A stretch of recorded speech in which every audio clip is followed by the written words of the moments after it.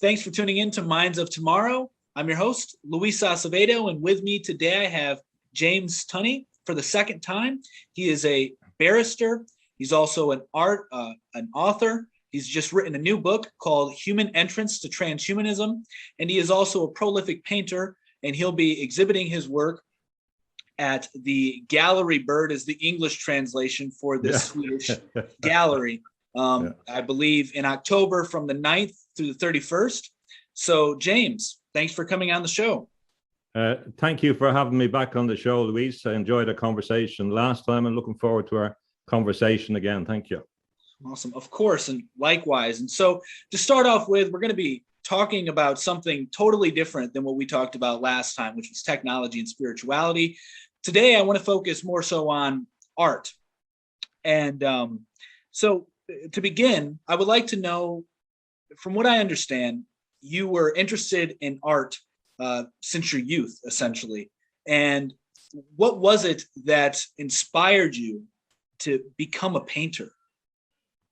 An interesting question, and I'm not sure I've ever thought too much about the origin of it, but I can clearly remember my sister did go on to study art. I didn't study art in a formal sense. And she used to have books. I have 5 sisters in Dublin. I discovered another one after that. So there was always different influences around. But my older sister did study art. And before that, she used to read a lot of art books. So I would discover at a very young age books. I remember very distinctly looking at a book on Cézanne, and I was fascinated with why someone painted in that way. And they began to have an influence. And I began to, I didn't even do art in school. I was interested in my own way. And I taught myself by looking at various artists. Now, I would describe myself as a painter often rather than an artist, because that's what I focused on, the medium of paint. And painting, of course, is the great tradition in art worldwide, going back to the cave paintings or the Aboriginal paintings in 50,000 years old. There's recently they've discovered paintings in Tibet that they're suggesting are 4 times older than that, or hand painting. So painting is a very, very significant part of human history, and it's universal. I also had an uncle, a man that was married to my aunt, my father's sister, and he was a painter. And as he said to me, he's dead now, God rest him. As he said to me, he was a fairly good painter. He described himself when he had his exhibitions opened by people like Brendan Behan, who's a famous Irish writer. So he was quite good. And when I went to see him, he used to say, well, anyone can paint, James. You know, monkeys can paint. So he referring to that. You know, there's a lot of experiments with chimpanzees painting, and he's correct on that. Now, I didn't know whether that was a positive statement about my future art career or not, but painting is a thing which is very, very interesting, as you know, from the studies children's art, and it's something which is very, very deeply ingrained in us. So I became fascinated with painting, and I concentrated on developing in my own way, and in particular in relation to the idea of expressing deeper elements of the subconscious. That was what was important for me, looking at particular artists and following that on. So as with a lot of people, you come to a fork in the road where you have to go one direction. So I see myself as being kind of balanced left and right brain. So I have a very strong analytical bent and a very strong artistic bent. But in relation to making a living, the artistic one is notoriously difficult. I concentrated on studying law and studied law for 7 years and qualified as a barrister, and then went on in that direction. So I left painting behind, but it came up. I did it in parallel all along, when I was a student and later on. And at a certain stage, then it began to reassert itself, where I had to take it more seriously and ultimately give up the law and come back on the artistic path where I could be more creative, with the intention to write and to paint. So I left a successful, if you like, career of my own free will to concentrate on that issue. But I was fascinated with color. I still am fascinated with color. I still believe that we don't understand what color is. I still believe that we don't understand the magic of painting, which is an important word, I think, which comes up again, will come up and again today, I think, talking in this context. The power of painting. And there's an important point to understand in relation to how one perceives things, is that there's a lot of discussion about the nature of qualia, about the human experience.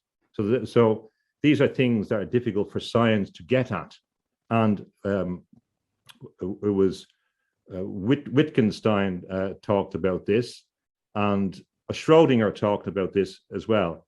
Schrödinger, I don't know if you know, lived in Dublin for 17 years, in near where I come from. But he talked about qualia, and he was very skeptical about scientific descriptions of the way we perceive color. We don't really know about color on a deeper level, or what it means. And then in the mystical traditions, these colors activate certain elements of our consciousness, which we don't understand. Now, a lot of scientists don't accept that, but there's a deeper element to it. And I also became interested, when I was doing it, about the predictive nature of painting. For example, I'm quite sure that before I went to work in Scotland, I did a picture of the place I went to.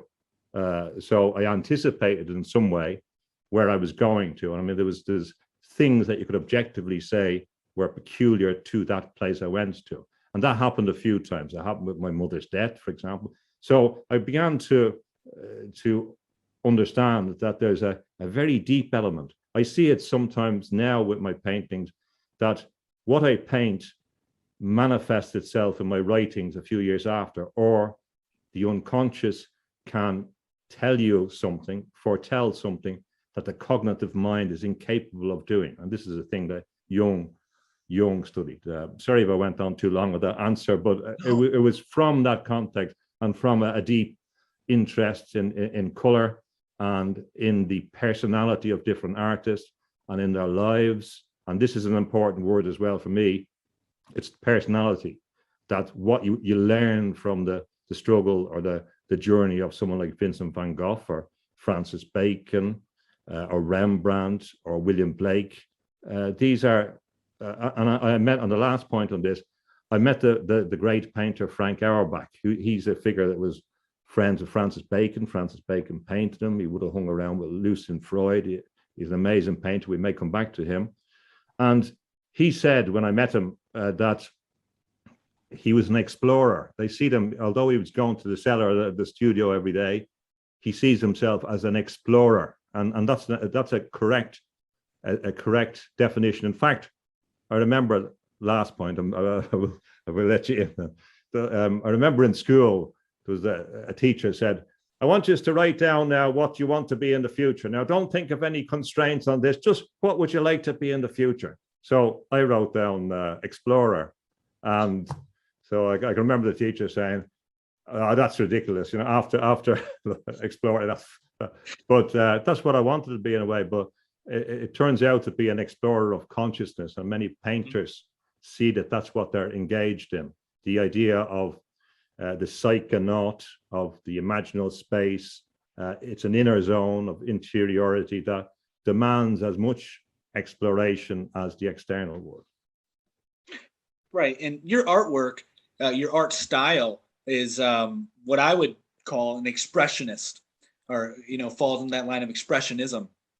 And it involves a lot of colors to express an emotion from the artist. So is that your interest in colors, in that exploration or that explorative nature, as why you chose that style of art, or is there something else to it? I think it was interesting because I saw you had a little clip on abstract ordering with one of your guests, which I found interesting, and I found an interesting tension between that type of art, and no disrespect to that. I mean, I'm not criticizing it, but he talked about a kind of order and a controlled sense of art. Now, if you compare that with someone like Francis Bacon believed that you had to kind of unlock the valves of feeling and perception, so that the artist was trying to deliberately,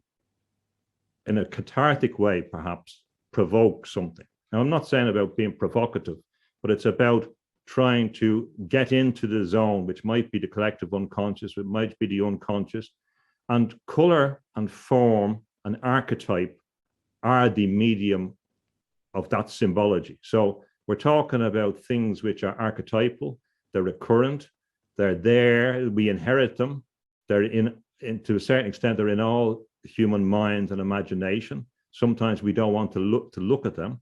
They surface at particular times. They reflect the zeitgeist. They reflect not just the individual, but sometimes they reflect broader issues.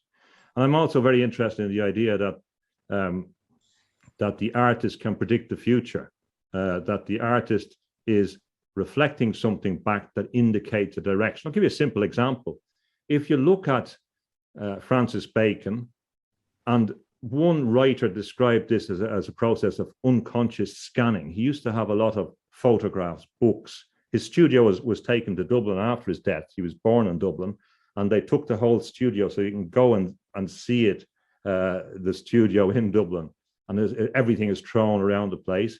He had books on everything. So he believed in chance and haphazardness. So we take a form from different places, from media, from photographs, from the news, and distill them into some other form.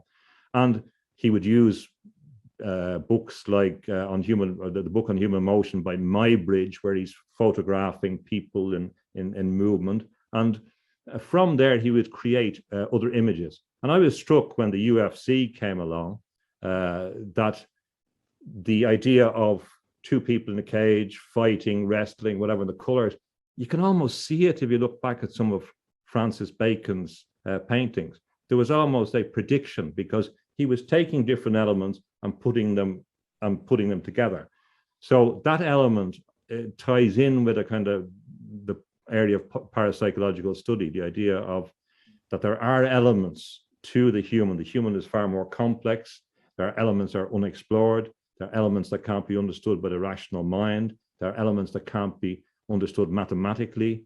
They are prior to that. They are consciousness itself. And so in many senses, I see that expression as a representation of the interface of consciousness with the external world. You're going into a zone, which is an interface. Its consciousness is beginning to first see and make sense of the interior world and the external world. So, so expressionist is a proper description of the style. There's always the same difficulty, say, with Francis Bacon, because originally he would have been or wanted to be seen as a surrealist. He didn't fit easily into that, and he's often not put in a pigeonhole because it's difficult to find. But I think his style is certainly expressionist, and there are particular you can see particular streams of expressionism going back to the German expressionism or going back to Edward Munch. Academics will say, no, this is something else. It varies, it changes. But yeah, so I'd agree with that description that you gave. Good. So now there's a lot of talk, at least from the articles I've been reading and just my interest in art, that there's this new renaissance coming up, that we're actually living in this new renaissance period where we're taking art to another level, sort of like the Renaissance did, back in, what was it, the 15th, 16th century, coming out of the medieval ages. Art drastically changed and improved and created, subjective to improvement, right? But creative, these iconic images like the 16th Chapel and a lot of these iconic artists that we know now. So what do you think as far as when people are saying that this, we're living in a new Renaissance?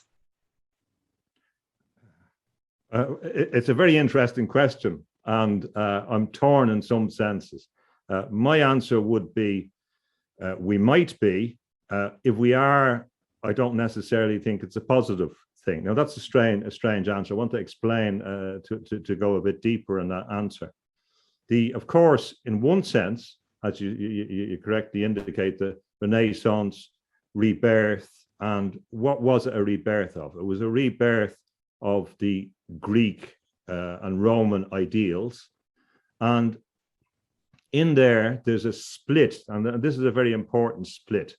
There's a split between kind of early and late Renaissance, which is very, very significant. And I've realized that's a crucial point that you identify correctly, the 15th century in particular.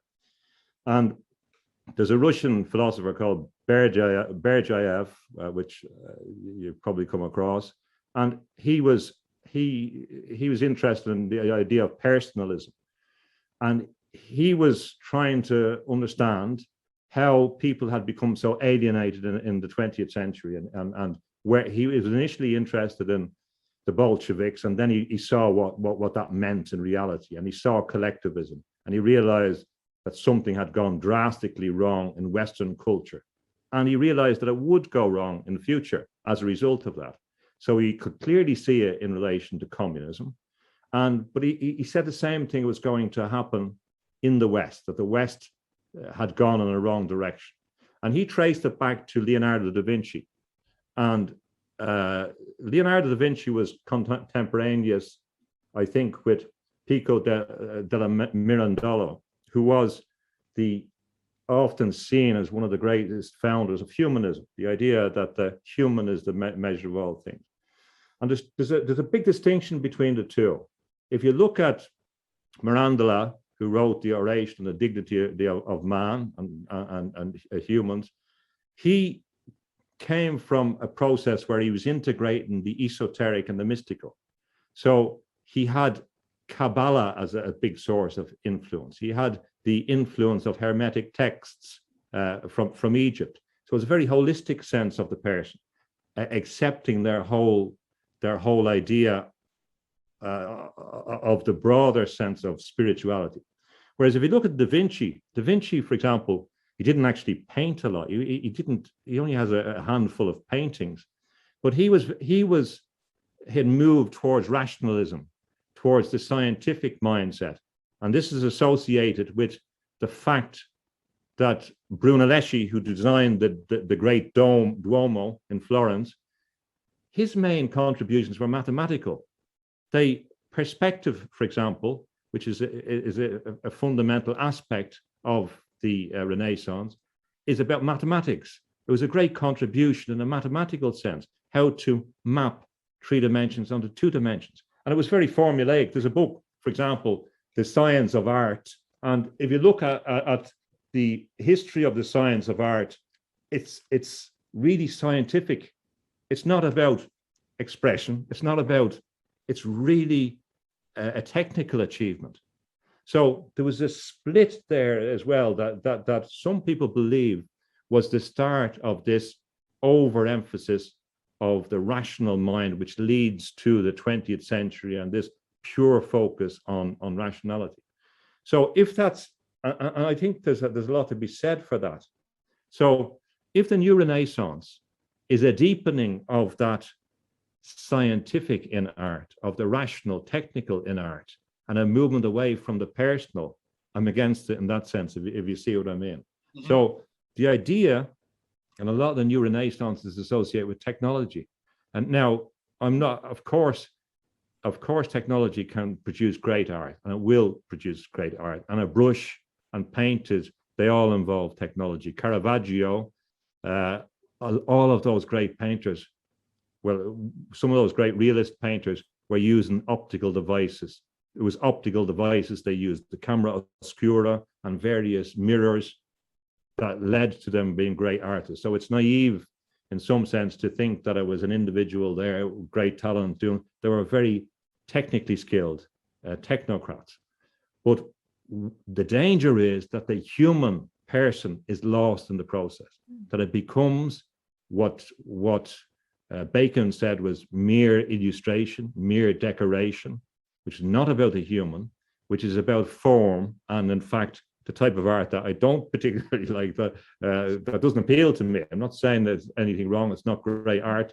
But the idea, for example, of machine-produced art, like Brian Eno, for example, and machines that produce music, I don't care for them. It may come up with something fantastic, but for me, the connection with the human disappears.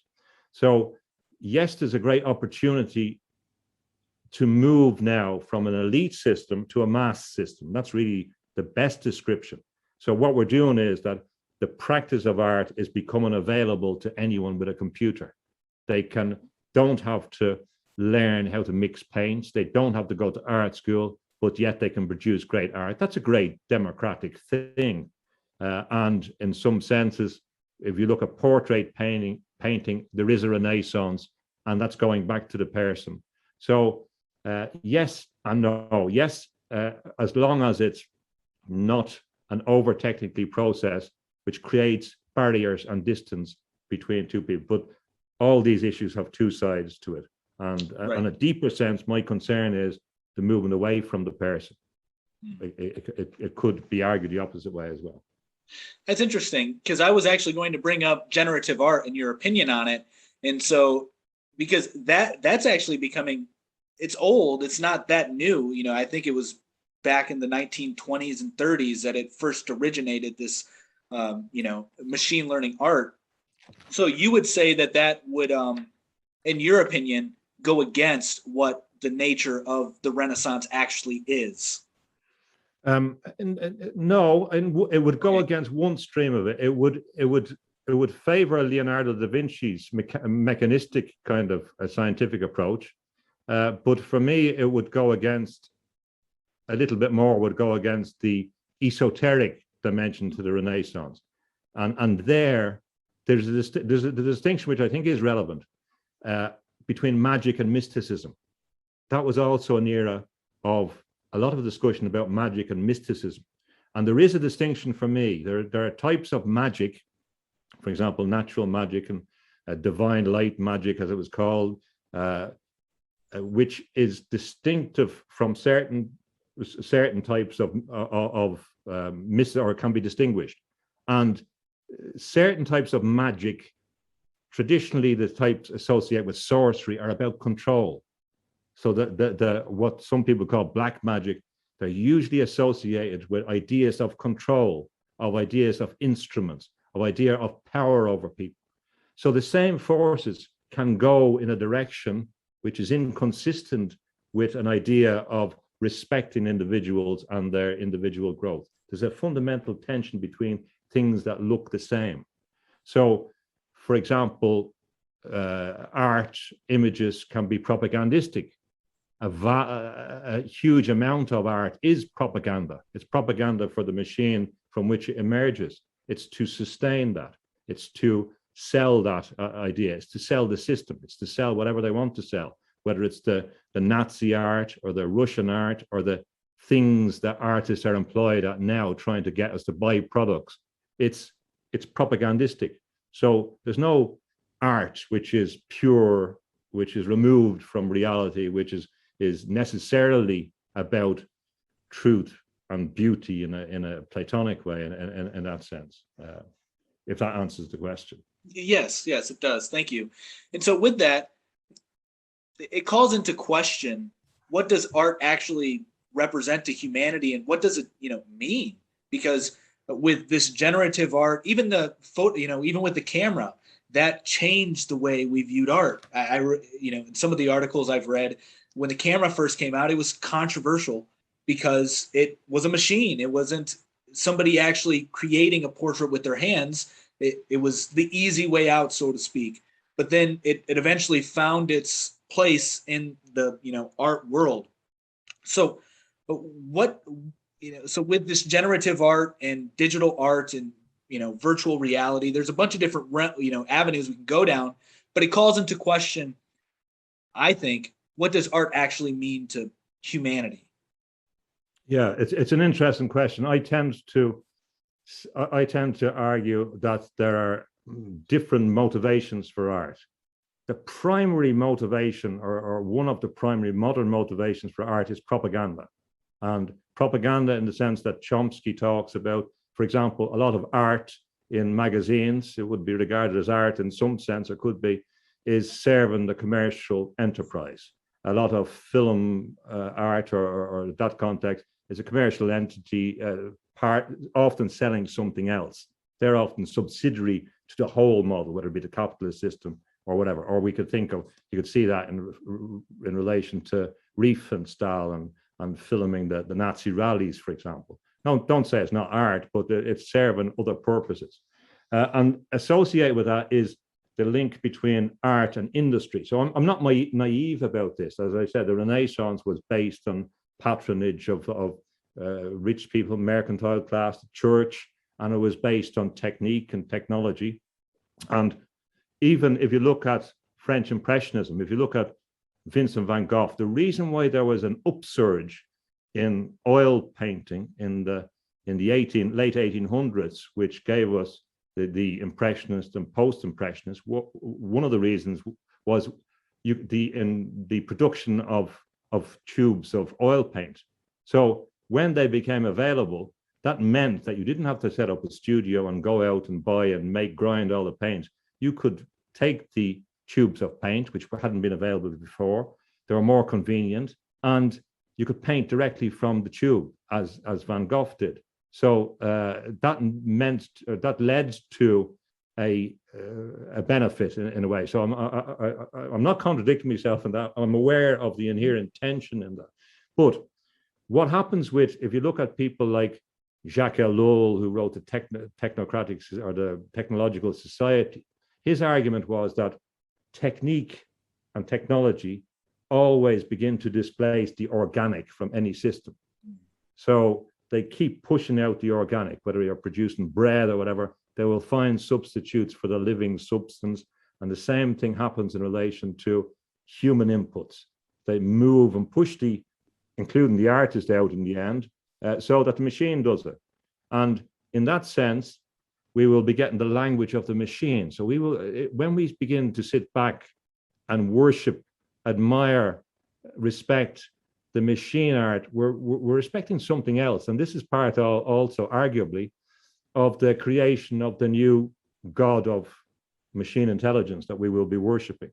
And in doing so, I've argued that there is a process associated with kind of machine misanthropy, where people love machines but don't like people as much. You can see that in certain scientists. There's an interview with a professor who's dead now, who I interviewed, called Professor Anthony Clare. He used to have a television program where he'd interview famous people, and he interviewed this chap called Bernard Knight, who's a forensic psychologist and scientist. And Anthony Clare, the psychiatrist, was surprised that this man, this great scientist, said humanity stinks. And he was surprised that this attitude was there. But it's a quite common one. If you look at certain professions, for example, there's an antipathy towards humanity, and this can create a love of machines, a mechanophilia, and a misanthropy. So, if the art is exploring the struggles, the inner nature of humanity, and producing its results, warts and all, for me, it's a different process than a certain type of mindset that wants to control things, that doesn't want to get involved in human emotions, that wants, in fact, to edit your bad emotions out, because that's what the transhumanists are saying. Now we can interfere when you're born and cut out the bad things that make you nasty. So presumably we'll be all nice, kind of floating around, like speaking like Eckhart Tolle all the time, never get angry, never get annoyed, and all those things are the reverse side of all the great human achievements. So for me, it comes back to the personal element, the human person as the creator of art, and the human person exercising their sovereignty, warts and all, produces great insight. Now that can be shamanistic, where it helps the community. It can be insightful. A lot of artists produce it so they can correspond with other persons, that they can relate to other persons. And that for me is the essence of what art is. Now, so when Van Gogh is going around, running around the fields in France, trying to capture an image, you have to remember that here's a man who tried as a pastor in the mining districts in Belgium to show his love for humanity, and it didn't work out for him. He was still trying to do so in his paintings. He was still trying to communicate something about the human experience. And Bacon as well, although his lifestyle wouldn't be the direction that I'd take from his lifestyle, his direction, he gives something back. He explores deep things that a lot of people are not willing to explore, about the human nature, about brutality, about violence, things so that we can look at a mirror of the soul in some sense. So when the art is about the machine, I become less interested. And this love of the machine is what a lot of futurism is about. If you look at, say, the Italian futurists of the first decade of the 20th century, they said, we love speed, violence, war, the machine. And that kind of spirit of art comes through, it came through into politics, in the fascists in Italy, it came in the communists had a similar view. And it's the kind of philosophy behind a lot of computer games as well. It informs the process. And remember in all this, that a lot of artists are not neutral. They're not coming removed from politics. The surrealists, for example, you had to be a communist, to be a surrealist early on. Picasso was. Picasso actually visited Bernal, the scientist who said that we would be living in a zoo, and he did a mural in his house. So there's there's political engagement from artists as well. They're not neutral in this context. The short answer is that it depends what we're talking about. The art can be all those things. For me, it's about the basic element going into the human unconscious, subconscious, collective unconscious, and diving in a way into it, as Jung talked about. So you're trying to come up with something which is of archetypal significance, which other people at a certain stage may come to realize, may come to relate to, may begin to see something else, may begin to change their perception, may begin to find a connection that they didn't see. And Jung was important in that, because Jung was a great artist as well. And he also saw the failures of other artists. He wasn't impressed with Joyce or Picasso, and he was right on some of these issues, because he was taking a great dive into darkness, into his darkness, and coming up with great insights. I was reading the extract from the Red Book recently about the Senex and Salome, and he provides something that rings true when you read, but through a very difficult process. So that's what art is for me. It's a very narrow view. I'm not saying that's a correct view, but for me, it's about the person, it's about human consciousness, because all art, all science comes originally from human consciousness. They suggest that there's a vitality about these machines, that as if they exist on their own, they came through human ingenuity, working with other humans, creating, using information from other people's systems, knowledge, and this is the product, the fruit of that. So the consciousness for me is still the most important thing. I would tend to agree with that, because art, from what I understand, the way I view it as well, is that it is this illustration of consciousness, and consciousness, from my opinion anyway, appears to be infinite. And so there's just an endless amount of possibilities, which is where you get the creative aspect in art. And I sympathize completely with your concerns, that being basically the creativity is getting diluted with this.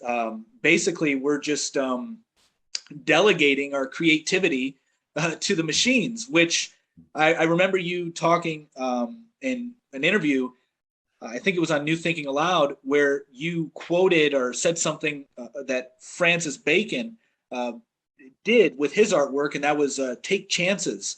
And so essentially what's happening, if I'm understanding your perspective, is that we're eliminating the risk of being an artist by going the route of praising technology and delegating our creativity to machines. Well, that was a very good way of putting it. I hadn't thought of it quite like that, but that's exactly right. You said that very well, Louise. That's right, because remember, Bacon, in many ways, his life was tragic. For example, when he had the great exhibition in Paris, huge exhibition, very few artists have had the opportunity to have such an exhibition with a state, effectively, exhibition. And his partner commits suicide at the time. I mean, it was incredible, devastating, traumatic context. And he subsequently makes art out of that. You know, some people don't like that, but he believed that you had to make art out of the human condition. So a lot of people don't like that because he deals with issue homosexuality, about sexuality, about the animal nature, the bestial nature of humans, whatever. He deals with things that people don't want to do.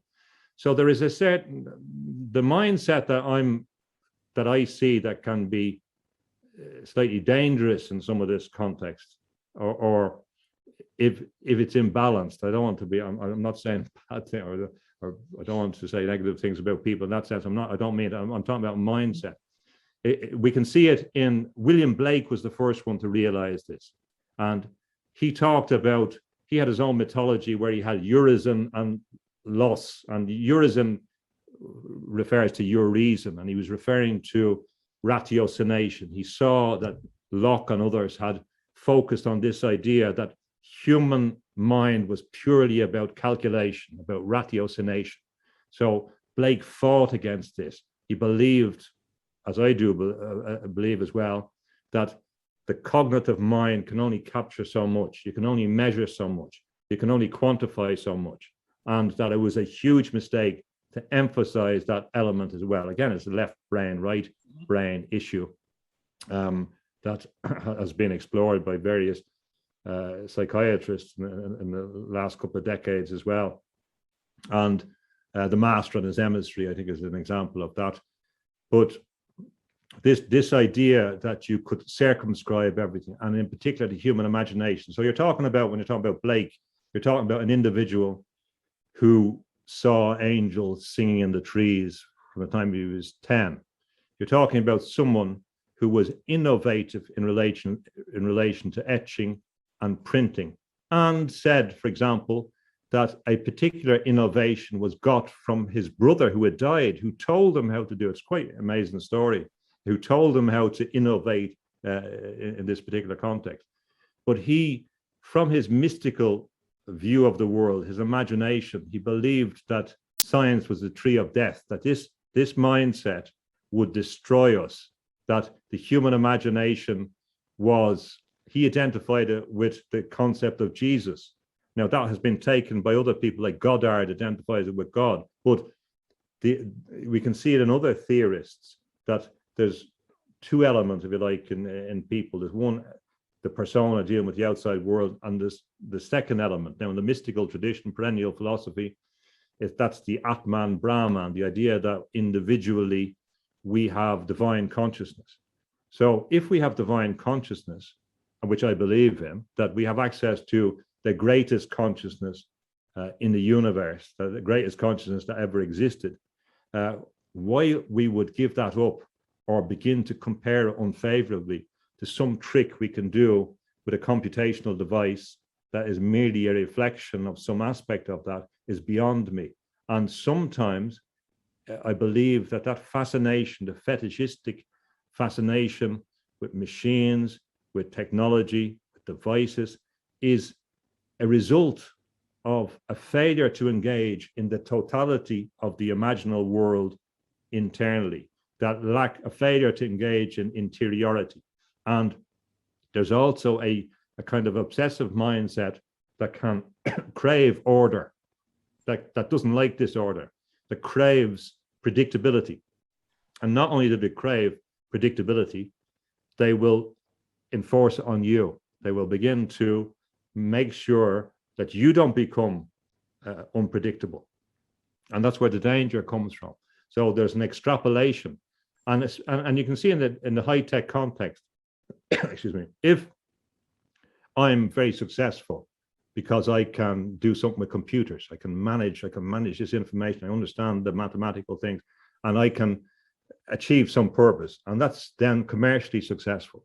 Well, it becomes very easy for me then to believe that my superior insight should be extended. My governance should extend a bit more so I can govern people. I can tell them how to do things. I can intervene in the world. I can intervene in complex processes.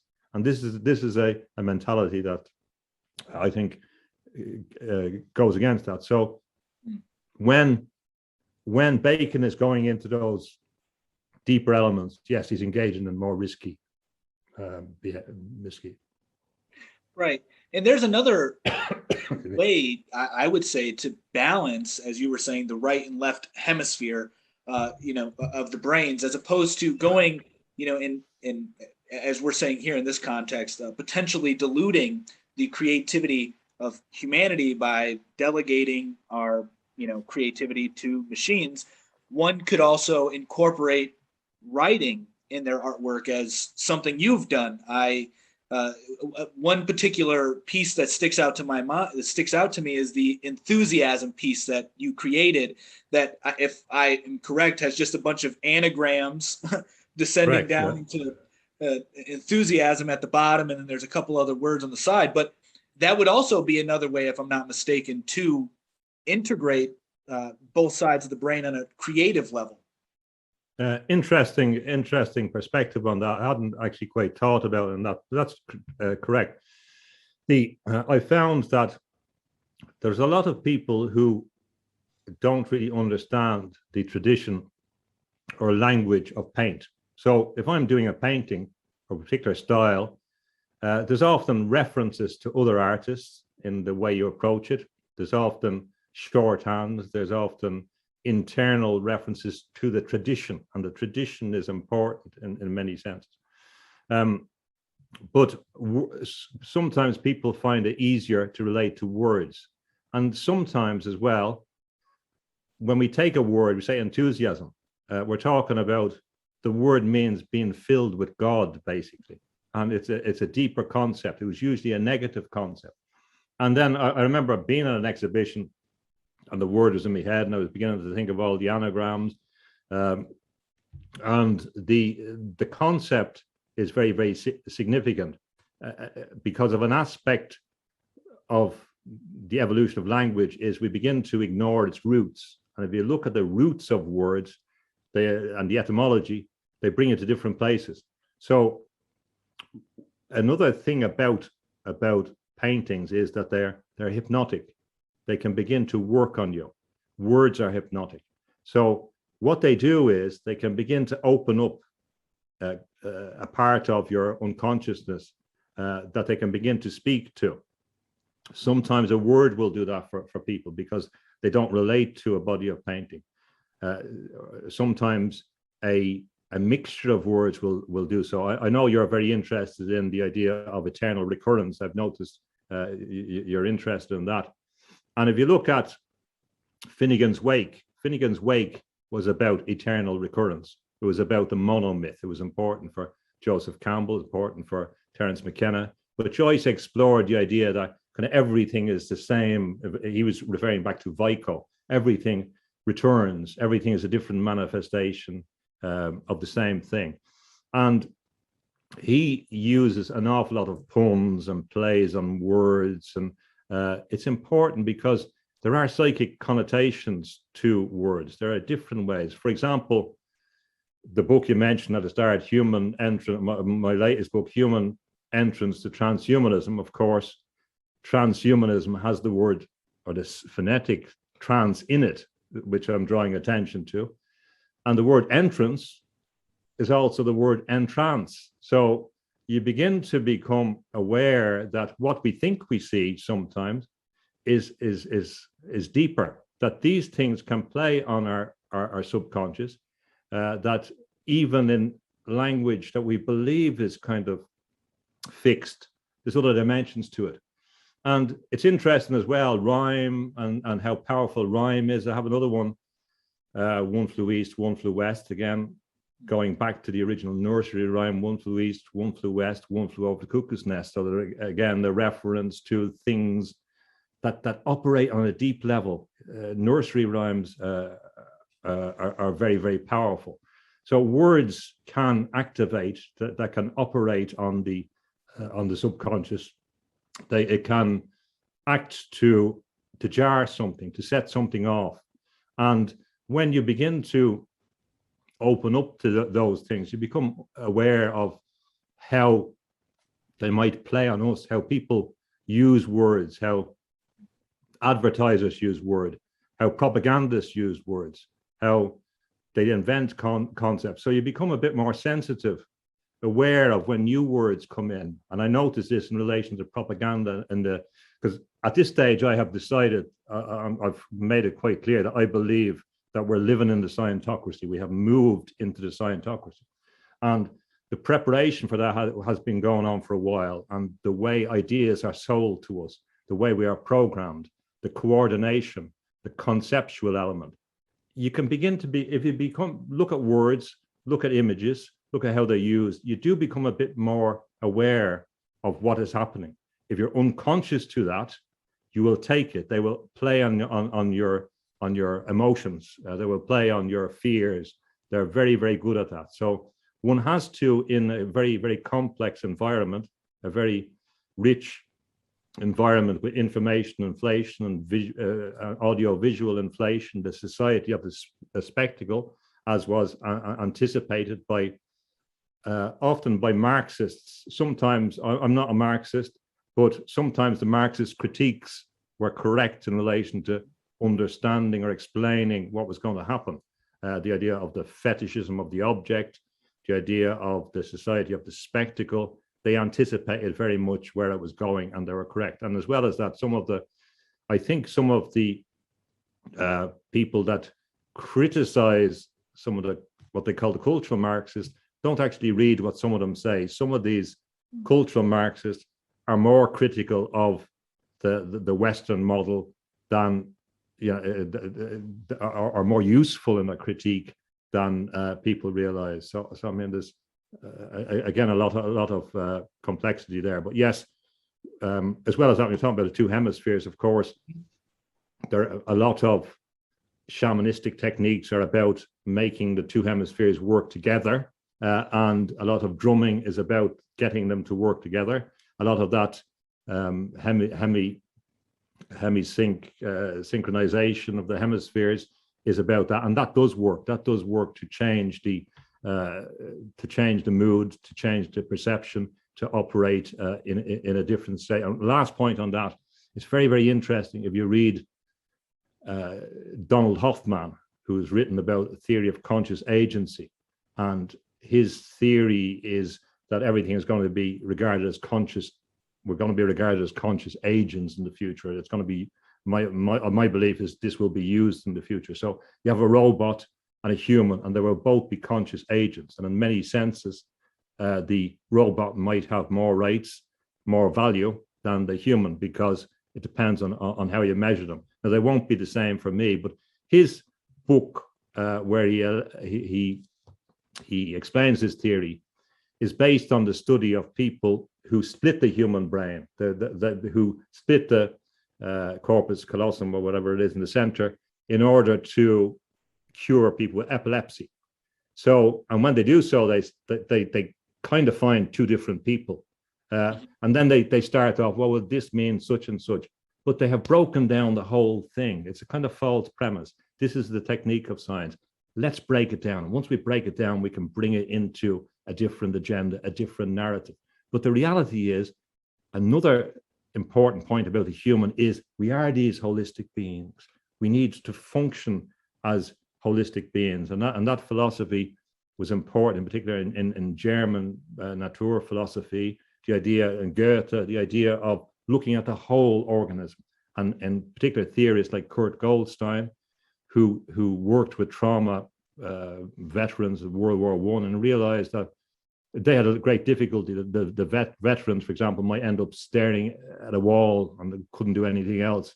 And he realized that you couldn't look at a particular behavior. You had to approach it in a holistic way in order to solve the problem, and realize that the people may have lost their sense of reality through their experiences. But again, Yeah, enthusiasm, words.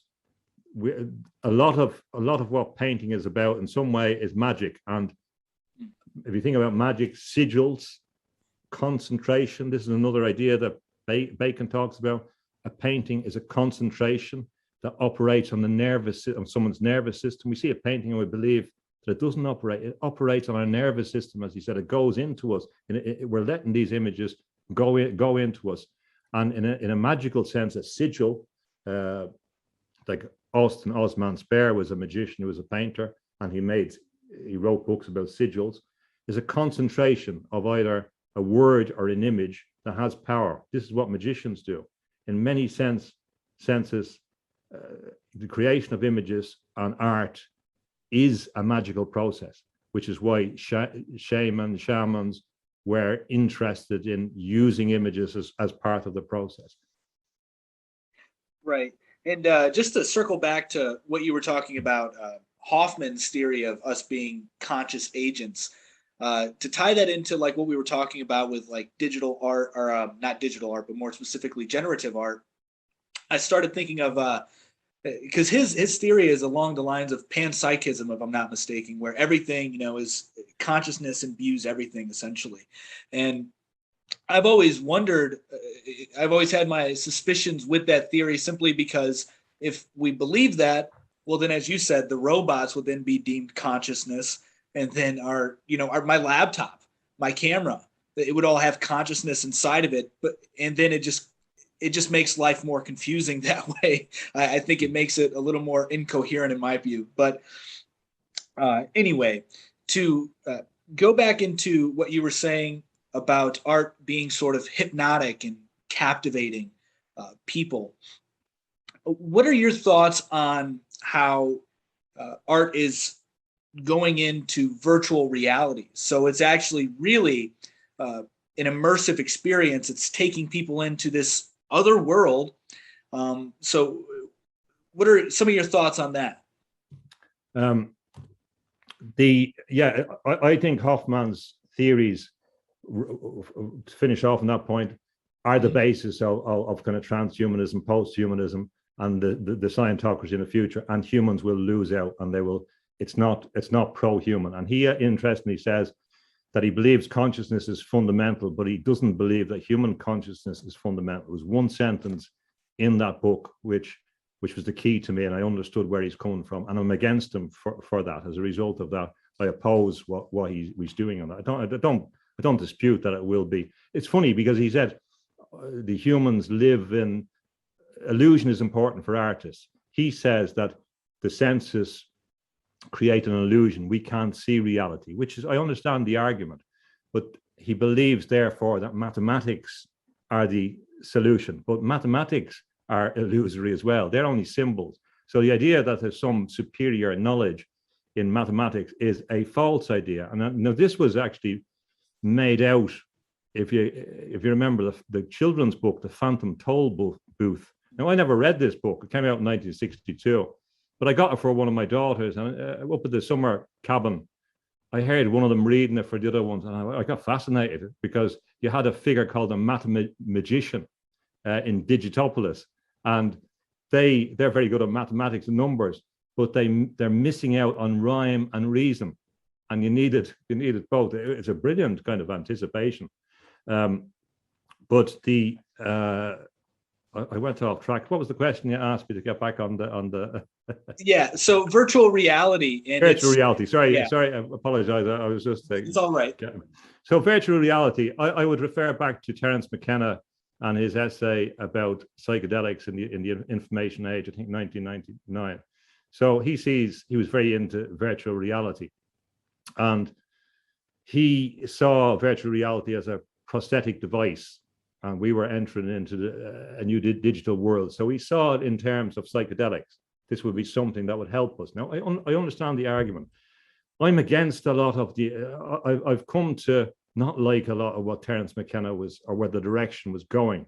And I mean, in fairness to him, I think later on in his life, he was becoming a bit suspect of his own judgment of some of the things he was questioning. I think he was going the wrong direction. And the way I would analyze it is this.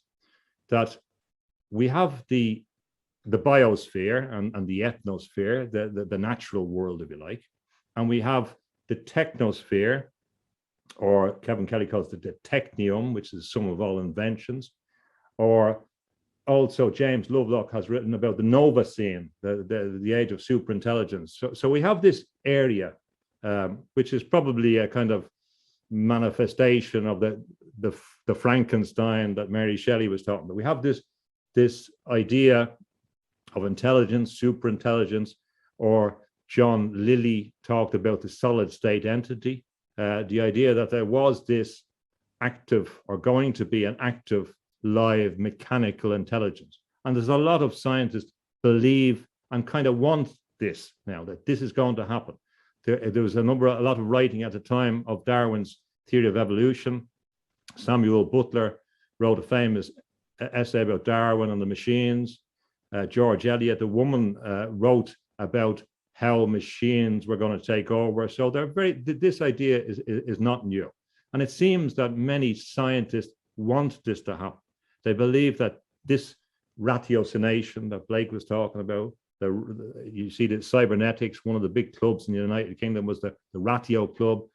This idea that would become the dominant thing and displace the messy, nasty humans is a very strong idea. So what is happening, in my view, is that the technosphere is growing, and it has to grow at the expense of the biosphere and the ethnosphere. So it is growing and growing and growing, and it has to displace people, and it has to, it can do it in a number of ways. It can incorporate them so that we become machines to serve the entity. And even theologians like Teilhard de Chardin kind of seems to suggest that, which is another person that doesn't appeal to me in the way everyone says he's great. Again, I have reservations about that. So the technosphere grows and grows. This is what Jacques Ellul talked about as well. Technique grows and grows. It displaces organic life. We can see this in relation to even the evolution of the internet, some of the platforms we may talk about in relation to a blockchain, etc. It grows and grows, and it's expensive. And the argument, well, this will be more efficient, it will help nature, it will save the world, and other ways are less damaging to the environment, is a big lie. The idea is that the technosphere will displace the natural world. Many scientists have talked about this, that we won't have to rely on nature. We can make everything artificial. We can control the organic, and the humans would be integrated. They would be mechanized. They would be de-biologized. They would be turned into machines. This is the agenda. Some scientists are predicting that this is the last generation, effectively. Arthur C. Clarke said we would be, the future of evolution would be merger of man, humankind, and machines. So I see a lot of these technologies as a way to integrate us into the technosphere. So what they do is they replace the imaginal world. All those things it can recreate are merely, as Bacon said, a way of inducing the same sensation without the boredom of the means of conveyance, the conveyance of the means. So it's a simple way to get to a similar sensation, accepting that the world is material. So as we begin to outsource our memory, for example, in magic, memory is very, very important. For people like the PK man that Jeffrey Mishlove researched, he emphasized that when you're dealing with extraterrestrials, people are not going to believe it, but you needed to protect your mind. You had to have a good memory because in some way it protected your mind. Magicians, all the magicians built up ideas of the memory palace, ways to remember things. Now we farm out those things. We don't remember things. We don't know about things. We have to receive things. We are outsourcing our brain. We are outsourcing our imagination as well, because if you can switch on, you don't have to engage it. It's like a muscle that won't get used. We won't believe that it's there. And those things can be given to us. It's even more basic than you think. Take a film like Steve Martin, Planes, Trains and Automobiles. Now, I like that film, but sometimes with comedy, it's difficult to kind of get a sense of where it comes from. And it kind of struck me recently that what that is like is a bad dream, a kind of anxious dream. It's a dream that the psychic comes up with. I can't get anywhere. It doesn't make sense. It's a subconscious kind of reflection. So the genius of that comedy was to take that and translate it into a real world context. But effectively, you're kind of entering into an anxious state. The resolution, you're entering into it and say, but really you're going into someone else's psyche at a deep level that we don't recognize. We accept it as real in some sense because we recognize it. So my objection to the direction of a lot of the growth of technology is that it's going to displace us. That there's no question now that we're in the stage where the human is going to be displaced. There are people that are going to struggle to maintain that humanity. There are many who won't. There are many who are hypnotized, who think it's great. Elon Musk says that we're cyborgs already with mobile phones. You won't mind if you get a little implant, maybe you just slip it in nanotechnology so you don't feel it. But that's great. In Sweden, in Stockholm, there's people who have chips in their hands. There's a bit of a bad joke to help them get on the subway. Talk about mundane uses. Good luck to you up there in Stockholm if that's. But it really is kind of, for me, this fascination with technology is a failure to understand the imaginal world. So what's important for the artist, for me, is to represent, to validate, to reinforce, to assert, to reassert, to proclaim, to indicate that deep element of us that everyone has access to until we're changed, because we're hypnotized so much, we won't be able to recognize it. And every time we give up the technology, we give up some part of ourselves. It's like the Horcrux in Harry Potter. Voldemort is the bad guy is going to be in charge. It's bad magic that will lead us down this way. Now, I like the use of technology which facilitates communication. Mm-hmm. This facilitates communication. I'm talking to you, I see you. The idea of face-to-face connection is very, very important in philosophy of personalism, for example. The idea that you recognize the other person, and the idea that from there, like the two halves of the brain, you can reach to a higher, through dialogue, you can reach to a higher force. But the machine is an enabler for an interpersonal contact, and that's why I think it is great. So I'm just not, personally, I'm not interested in computer games or a lot of technology. I don't have a mobile phone. In fact, when I went to work in Scotland, that was the Institute of Technology I worked in. The guy that developed Grand Theft Auto was there in Dundee. They also launched first computer games degree and first degree in hacking, I think. So they were very into this.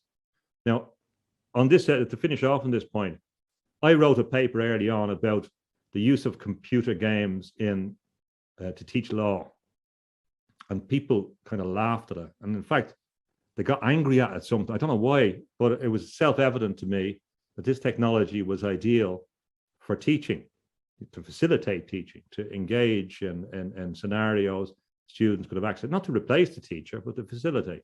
And people used to get very hostile to that idea. I presented a paper in Edinburgh, and it was several years after that one of the enlightened advanced professors said, I didn't agree with him then, but I understand what he's talking about. And I was beginning to think, well, why is it so strange for people to see a beneficial use of the technology? Why is it that the vast majority of computer games technology has been utilized to advocate speed and Grand Theft Auto, speed, violence, the stuff that the futurists were talking about in 1909, the artistic manifesto of Marinetti, so why is that? Because there is a philosophical base, and that is the type of technology is orientated towards particular goals. So it's not as if we have the great democratic system that we talk about. At the same time, in the 90s, when I was teaching that, I went to Scotland, you also had the cloning of Dolly the sheep, for example, down in Edinburgh, not an hour and a half away. And also there, J.K. Rowling was writing Harry Potter. And those things are not unconnected for me. When you're talking about magic, shape shifting, transformation, Dolly the clone sheep, the connections, the connection between the image is very important in magic.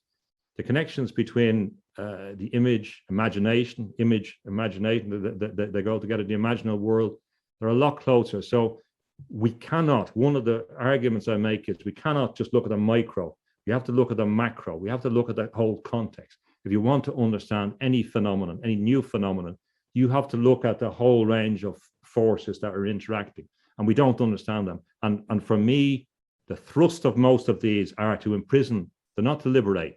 The internet was going to be a great liberator, and afterwards we begin to see a bit more repressive elements of use of the internet. I saw it in the universities, when I'd never really seen a computer until I came to my desk and there was a computer sitting on the desk and I didn't know how to start it, what to do with it. I had no idea.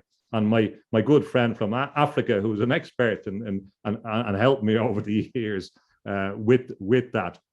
But over the years, they used the technology to centralize the administration of universities, to make sure they're all doing the same thing, to standardize. This is another feature of technology, make everything the same. And that's a feature that global corporations want. You go on holidays and you begin to see it gets more of the same. Coordination, standardization, begin to take away diversity, make everything into the same thing, the same standard. So, yeah, okay, I could go on for a bit, so I'll stop it. Well, just to piggyback off of what you were saying with standardization, a while ago, I did a deep dive into like 20th century, the industrial age in America in particular, and they started developing this science, like management scientist or scientific management, something along those lines, with like Andrew Carnegie, trying to optimize the workflow of his, business. And yeah, so you definitely see this everywhere now, this standardization. Everything has to be in a particular way that's in line with, whether it be the greater machine at large or just your corporation itself. So it's definitely amplifying, I think. But another thing that I wanted to touch on too is the game that you talked about, teaching people about how to be a lawyer and what law is. I find it fascinating. Maybe it's because I grew up with video games that people couldn't see the value in that. Because I'll tell you, there have been a lot of video games that I've played as a kid that I've learned a lot about ancient history from. That sounds funny, but like God of War is a game that comes to my mind, where essentially you're, if I'm trying to recall some of it, so if anybody here knows it and is watching it, forgive me if I butcher it a little bit, but I think it's recalling some of like the Greek gods.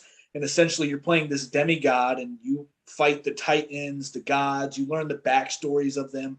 And it's pretty accurate, considering what we've learned in school. So games have that potential. And I think that they will be used in the future more as a educational tool. I do have a concern with that, though, that being revisionist history, propaganda, manipulating the storyline to fit a certain narrative. So those are all potentials that are certainly there, but it's always going to be there. So I do see the value in that. That's very interesting. I actually spoke with a Solidity developer, which is the code that Ethereum, which is one of the top 2 cryptocurrencies. Yeah. Sorry if you can hear my daughter in the background. No problem. Good soundtrack, yeah. Right. But one of the interviews I had was with the Solidity developer. We were talking about blockchain games. And because he's really into that, he's actually helping one of the biggest blockchain games out there at the moment. Avagachi, I believe is what it's called. And I asked him how smart contracts would play a role in the future of video games. Like, will people learn how to use smart contracts? And he thinks that they will, that, that'll be a part of a game, is learning how to write a smart contract or something along those lines. So games have a lot of potential. in the future, I think anyway. And then circling back to virtual reality, something I learned during my study of the Renaissance period, Oculus. So it's a VR headset now. The Oculus Yes, is yeah, like yeah, the yeah. main ones. But if I'm not mistaken, it comes from, I believe, the Greeks, and it has something to do with like the eye of the gods or something. And I could have that butchered a little bit. So if you know it and I'm wrong, feel free to correct me. But I think about that in spiritual context. Either it could be, I guess, misused and, bad magic, as in, giving the illusion that we are, as some people think, gods. People are critical to that idea that, humans ourselves are gods. And so I think that's kind of interesting that we are given the ability to create new worlds. And the tool that we're using, one of the most popular tools that we're using, is called Oculus. And that's sort of, if I'm not mistaken, means like the eye of the gods or something back in Greece. So I don't know if you have any reflections on that. I know I I said a do. lot. You've provoked a lot of things there. So you'll forgive me if I touch on a few different things. An interesting, you've come across PewDiePie. Yep. Yeah. Well, he's from Gothenburg. He's from where I am. But what was interesting, I don't know. Again, I was just a bit curious about the phenomenon when someone was telling me that's PewDiePie, met him, blah blah blah blah. So I was saying and I looked at what he was saying, but it was interesting that he started reading books, and I was impressed with him. I'm impressed with anybody that reads books. But what was interesting was that he said, "I used to read books." No, he didn't say it. He said it on his show. He said, "I used to read books with my grandfather. Was very interested and discussed with his grandfather, and then I started playing computer games. So for 10 years, I didn't read any books." And that was very, very striking for me. That effort to engage, to think, to reflect, is taken away for a decade. Now, this is what they do in the old sagas. They put you into a spell for a number of years, and you wake up hypnotic state. But I think that's not good to me. I mean, there is a lot of giving away of power through that process. You mentioned the factory system and standardization. Finishing off on that point, certainly Fordism and Taylorism and total quality management now is becoming endemic in the management systems and the government systems. And all the objective of that is to integrate us into the system. It's not for our benefit. And with automation, which was explored, Kurt Vonnegut explored it in the book The Piano Player, I think in 1952, about the alienation of individuals by the automation process. All that's coming because we have prized the machine so much, because we have this kind of almost a sexual kind of people they talk about, oh yeah, well, look at this new model. Oh, look at that. I find I don't get that, but it is kind of a deep rooted factor. And you mentioned about the game, to add to what you talked about. For example, I used to teach antitrust or competition law. And when I was explaining to the High Court of Beijing about competition law in China, it was very interesting, but I used very, very basic images concept.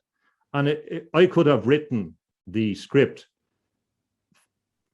30 years ago to explain to anybody that would want to watch in a half an hour what competition law was about. And a lot of people don't know what competition law is about. If it had been understood, in the United States, you have the Sherman Act, which actually outlaws conspiracies and restraint of trade. People say they don't exist, but the Sherman Act outlaws them, 1890. So this was the one that was used against to close down Standard Oil. It was the area of law which was necessary to rein in the tech giants. It seems they must have captured so many, the legislative process so much and captured the Department of Justice that these things don't apply anymore. But that law was there to stop the tech giants, and it wasn't used. And sometimes it's because people are unaware, and these things haven't happened. and I'm looking at, I can see what's available in certain contexts I'm familiar with, and it's nothing new. The what I see being provided to kids is something less than an intelligent kid at the moment can go home and produce for themselves. So it's probably it's not very, very impressive. It'll solely be used to displace teachers. But on the context of what you're talking about, the games, increasingly, I was thinking about recently, if you go back to the idea of the Greeks and the gods, in many ways, they were reflecting an idea that when you're in the world, there are certain things which will happen and you can't do anything about it. There are certain forces which are governed by other forces that will operate on the game. And in that sense, it is very important when I'm listening to younger people. I don't want to sound like an old guy, but talking about NFTs or a particular phenomenon, they're not really looking at the other forces that are operating. So they'll go down a particular path, and whatever they do, it'll lead them to particular results. And they don't realize that there are certain forces which are in the game. And certainly the idea of Prometheanism, it's there in Satanism, Luciferianism, that esoteric idea elevates it. You can see it in Nietzsche. It's in Transhumanism. It elevates the part of the mind, the controlling mind, to the forefront. And that's the thing that will be imposed on other people. That's the consequence, that the force will be applied to other people. So the analogy is correct to look back at those ideas, because this is what the people believe that they are doing. They believe that they are becoming the gods. So people talk about Prometheus was great because he brought fire back to humans, and they're Promethean. But Prometheus was a titan. He was different. People want to be superhuman. They want to control other people. And funny enough, when I did the interview with Professor Anthony Clare, who was a very astute man, he was a very sharp, perceptive man. When you talk to him, his mind worked very well. And I asked him, I was curious about his view of lawyers, and because he'd worked with a lot of lawyers, a lot of court cases. And he was also one of this guy, Professor Anthony Clare, was one of the few guys who saw through a character. You may not be familiar with him. He's not as familiar in the United States, called Jimmy Savile, who was a character. In the UK, right? Yeah, he was in the he worked in the BBC, famous child entertainer, and after he died, the stories that came out are kind of hard to believe. There was only two people that really called him out in his life or saw there was something wrong. One of them was Professor Anthony Clare, that I can see. Other people may have, but that registered with me. This professor I was talking to, and the other one was Johnny Rotten, the Sex Pistols. So he said, this guy is not what everyone thinks he is. So he saw through him, and it's quite remarkable to his credit that he was that perceptive and he knew what was going on. So I said to Professor Anthony Clare, how do you see lawyers? And he said, and I was a bit surprised because he was able to get to the thing quite quickly. I was asking him for how was his deep insight about how lawyers operate. He wasn't saying this flippantly. He said, my fundamental belief is that lawyers see it as just a game. And I was waiting for him to follow up. He said, no, they see it just as a game. And it was a bit scary when you see it that, when you see it that clearly. We can say that, but you don't think, you think there's something deeper. No, these guys, they love justice. They love the system. They're worried about you. They're worried about your. And unfortunately, he was right. And we can see that they're right, because where are all the lawyers now out talking about rights? Now that we've entered the Scientocracy, where the President of the United States is saying that he's going to wants to vaccinate everyone. They're talking in ways that as happened in Nazi Germany.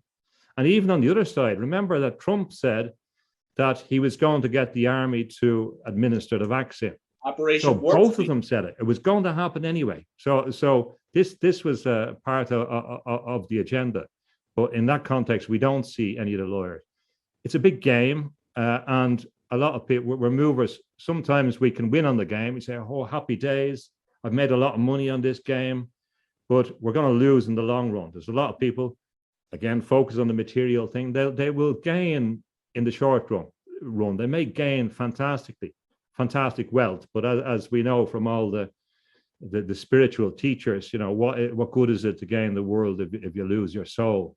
And I believe in that. And it may be corny, maybe old-fashioned, but there's no pockets and shrouds. You won't be taking anything with you, and you may find yourself in a state or a place afterwards, I believe you will, which will reflect what your soul, the spirit, those aspects that you paid attention to or didn't pay attention to will be reflected afterwards. And I believe that consciousness is persistent and survives. And we make choices in this world to deny or to assert spirituality. And it's my personal belief that we will pay consequences, or we'll pay the price for that. And at the same token, in a lot of these things, the uses of technology has not been to further the interest of persons, and it's not been to further the interest of humanity. It's been to further the idea of machines, and it's sometimes based on even a hatred of humanity. And if you want to, if you look at people like John Lilly as a scientist, he believed actually that the infrastructure could be taken over by an extraterrestrial, or was actually run by an extraterrestrial. Now, I'm not getting into that, but the idea is there. He also believed that we would live in glass domes. Already they're talking about glass domes, saying we're preparing for Mars. It's preparing for us, unfortunately. Right. Yeah, and circling back to the Sherman Act, it would be nice if we had another Teddy Roosevelt as president. He's a hero of mine. I've read a few of his biographies. He's my favorite president of all time, and I do think that it would be a lot of things would change maybe if we had a president like that who was able. Was he the president that did judo? He boxed. He boxed. Yeah. I think he would box in the Oval Office. Yeah. What was that? He might have done a bit of judo. I might be wrong. He might have. I'm not sure. Yeah. I might be getting mixed up there. Yeah. I remember there was a story where he sparred with somebody in the Oval Office and ended up getting a black eye. And the person who he was sparring with was like, "Oh my God, I just gave the president a black eye." And apparently, the story goes, Teddy was very cool. Theodore, whatever, was very cool with it.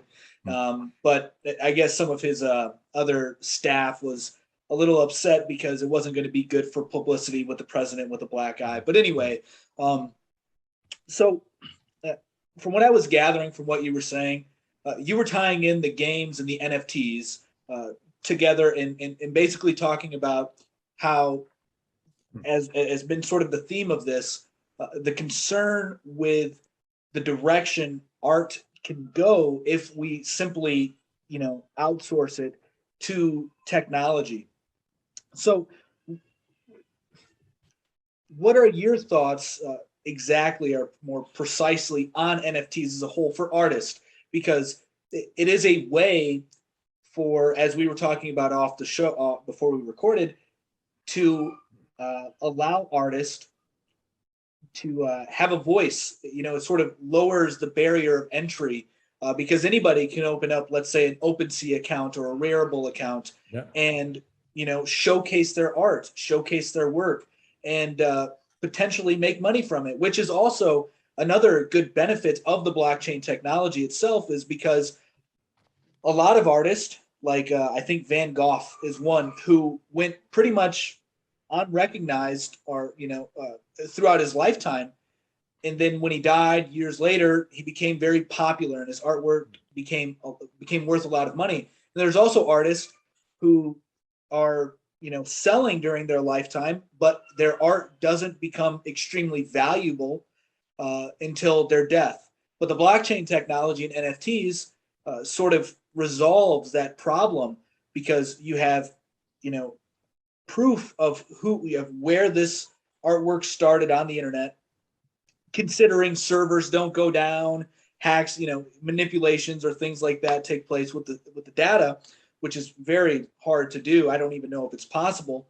Maybe it is. Anyway, so what are your thoughts as far as like NFTs and what they can do for artists in general?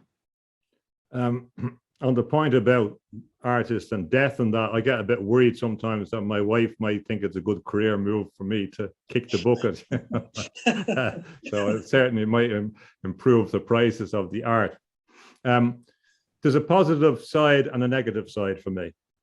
Now, I'm not, despite the fact that I'm very critical of a lot of technology, I'm not naive, and I don't ignore the reality of these forces. I certainly, in some senses, as everyone else, may misinterpret things. I could have never anticipated, for example, that people would have got involved in Facebook and all those things to the way that it's just something beyond my comprehension. I can't understand. I don't play these games. I have no desire to. I can't understand when I see people playing all these little games with farms, and it's something that looks like nothing to do for me. I'm sorry if people love that. It's just beyond my comprehension. It seems like a waste of time to me, and a waste of time.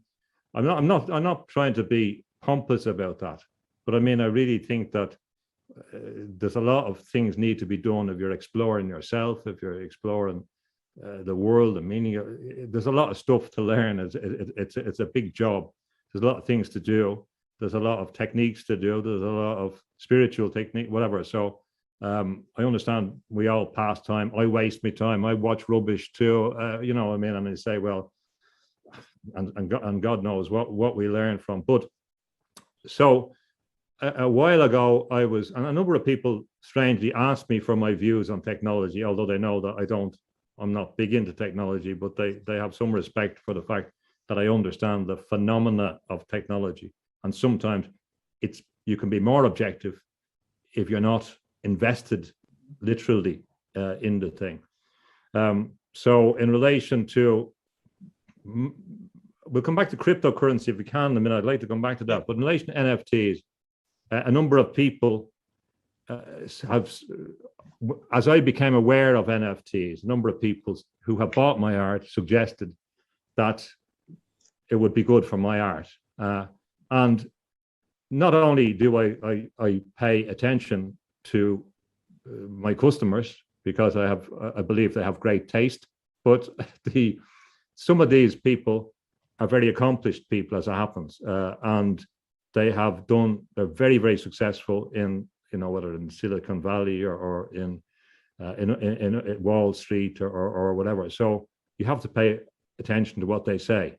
And I had come to the conclusion, for example, that Ethereum seemed to be the one that the people whose judgment I trust most was tending towards, for example, rather than over the Bitcoin thing. And then in relation to the NFTs, I began to look at it just as an interesting phenomenon. But I have to say, I mean, a lot of this stuff depresses me. A lot of what people find fascinating would I'd lose the will to live if I continued looking at it. I mean, it's just the way I just don't see it. So, but that having been said, I understand the significance of the Ethereum. I understand the potential uses. For example, in relation to contracts, as you talked about, I was talking to a friend of mine I used to work with. He's very intelligent in relation to finance, economics, and in interest in markets. And we were talking about future contracts. Say, for example, the usual thing is you're growing corn and you're going to sell it on the exchange. You have a broker, and you make estimates about how you're going to sell it, and then that can change for different factors. So you're effectively changing. The broker is ringing you up, asking, we put $1,000 on the other side. You're betting against yourself. You're trying to make an accurate prediction. Now, those type of contracts are the type of contracts that people believe will be ideally suited to futures contracts, for example, to this type of technology. And I can see the uses there. So again, we're in all these contexts, in the future contracts is where we're talking about the future. It's all about uncertainty and how we deal with uncertainty. So I can see that. I can also see it being useful in relation to freedom of expression. It may not be on the Ethereum network, but what's going to happen now is, I mean, book burning has started. There's libraries all over the world, that are burning books because there's a word they don't like in it. This is a process that's going to continue. They're going to take the intellectual heritage in the Western world, in the English language, other languages, and they're going to try and wipe the blackboard clean. You do that by, like, this is bad, take this out. Then you implement it into the algorithm. Those words are bad, those words, and then you do what you talked about. You begin to make it rigid so you can propagandize it. But they're taking away, I believe, in the not too distant future, that they will uproot, for example. Now, people will think this is a crazy idea. See if it's crazy in the future, if you're around long enough. I believe they'll begin to uproot the prehistoric sites that have been there for thousands of years, and that's a surprise to people now. They think I'm crazy and paranoid, but I'm pretty certain that that's going to happen, and in fact, it may have started happening already. So this is all part of the idea that we're going to take your roots away. We're going to make you believe that you're just a haphazard piece of biology that's messy, that happened by accident, that has no rhyme or reason, that has no ancestors, that has no relationship with the earth, in order to get you into the technosphere. So the NFTs, in some sense, are a part of the growing technosphere, in some sense. That's the negative side. On the positive side, you can certainly, for artists, there are opportunities, although I have to say a lot of the art that I see doesn't appeal to me. I know that's again, a lot of it is certainly democratic. Some of them you can get in trance. You can get in trance with any visual image. I don't respond to it in the same way, but there's going to be some great art that comes from there. There's no doubt. But when I look at this, when I hear people who are selling it, and they say, well, it's great for collector's items, it's unique and it's rarefied. And there's this spiel that comes up again. I heard Mark Cuban doing it. The last I heard of him, he was going on about Trump. I haven't heard him going on about Joe Biden, although there's a lot of things, so there are certain people that are selling the idea. Now, of course, some people have to sell it. Why do they have to sell it? Because we know that Metcalfe's law means that the number of users squared is where the value comes in. So any way that you can increase the use of the system, of the platform, is valuable to anyone that's invested in the platform in some sense. So certainly NFTs can be very valuable. I'm pragmatic. I would advise certain people to use it. I have, in fact, where they have something which is peculiarly appropriate to that type of unique digital signature, and that may be relevant in a different context. But the argument, the way that it's sold is, we have engineered rarity. And then when you see, I'm not saying if anyone's invested in crypto kitties or any of those things, or crypto punks or any of these stuff, it just is something I can't understand. But I do notice something, that we do have the word zoo coming up a lot, and animals. And this is very, very interesting, because Professor Anthony Clare remarked that people that hate humanity love animals. He said there is a link, there's a characteristic link between people that profess a hatred of humanity. They tend to love animals. Now, this is nothing against animal lovers. I love animals too, but I don't dislike or hate humanity. And if I'm not mistaken, it was one of the Jake Paul or his brother was involved in Cyber Zoo. Now, the zoo in it, zoo. Go back to U2 Zoo TV, part of the programming. Zoom, take the M out. Zoox, the zoo. And this is what was predicted by Bernal. So it's like the phenomenon of that ASMR on YouTube, that phenomenon where people watch other people scratching for it's a way to get viewers. It's very, very popular, and that has fascinated me.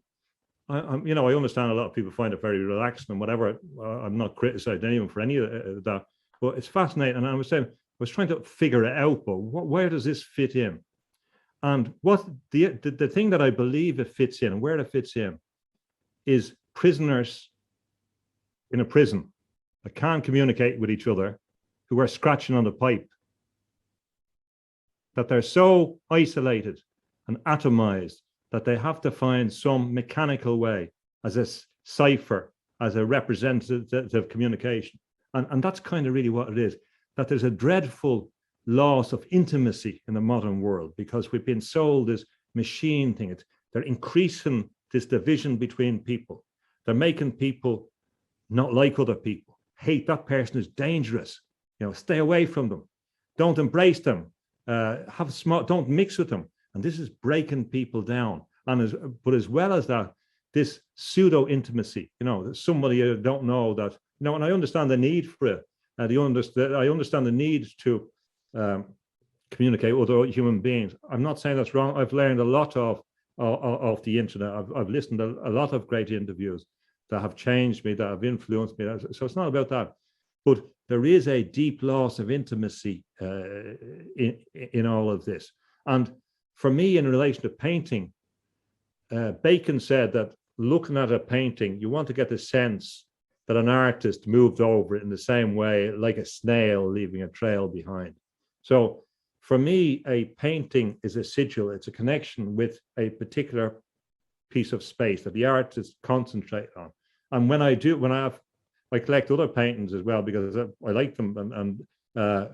So I do feel the other person here, a piece of the person in some way is encapsulated because it's representing a different viewpoint. It makes me think about the person. And that's the interest. And the narrative, the story behind the person is as interesting.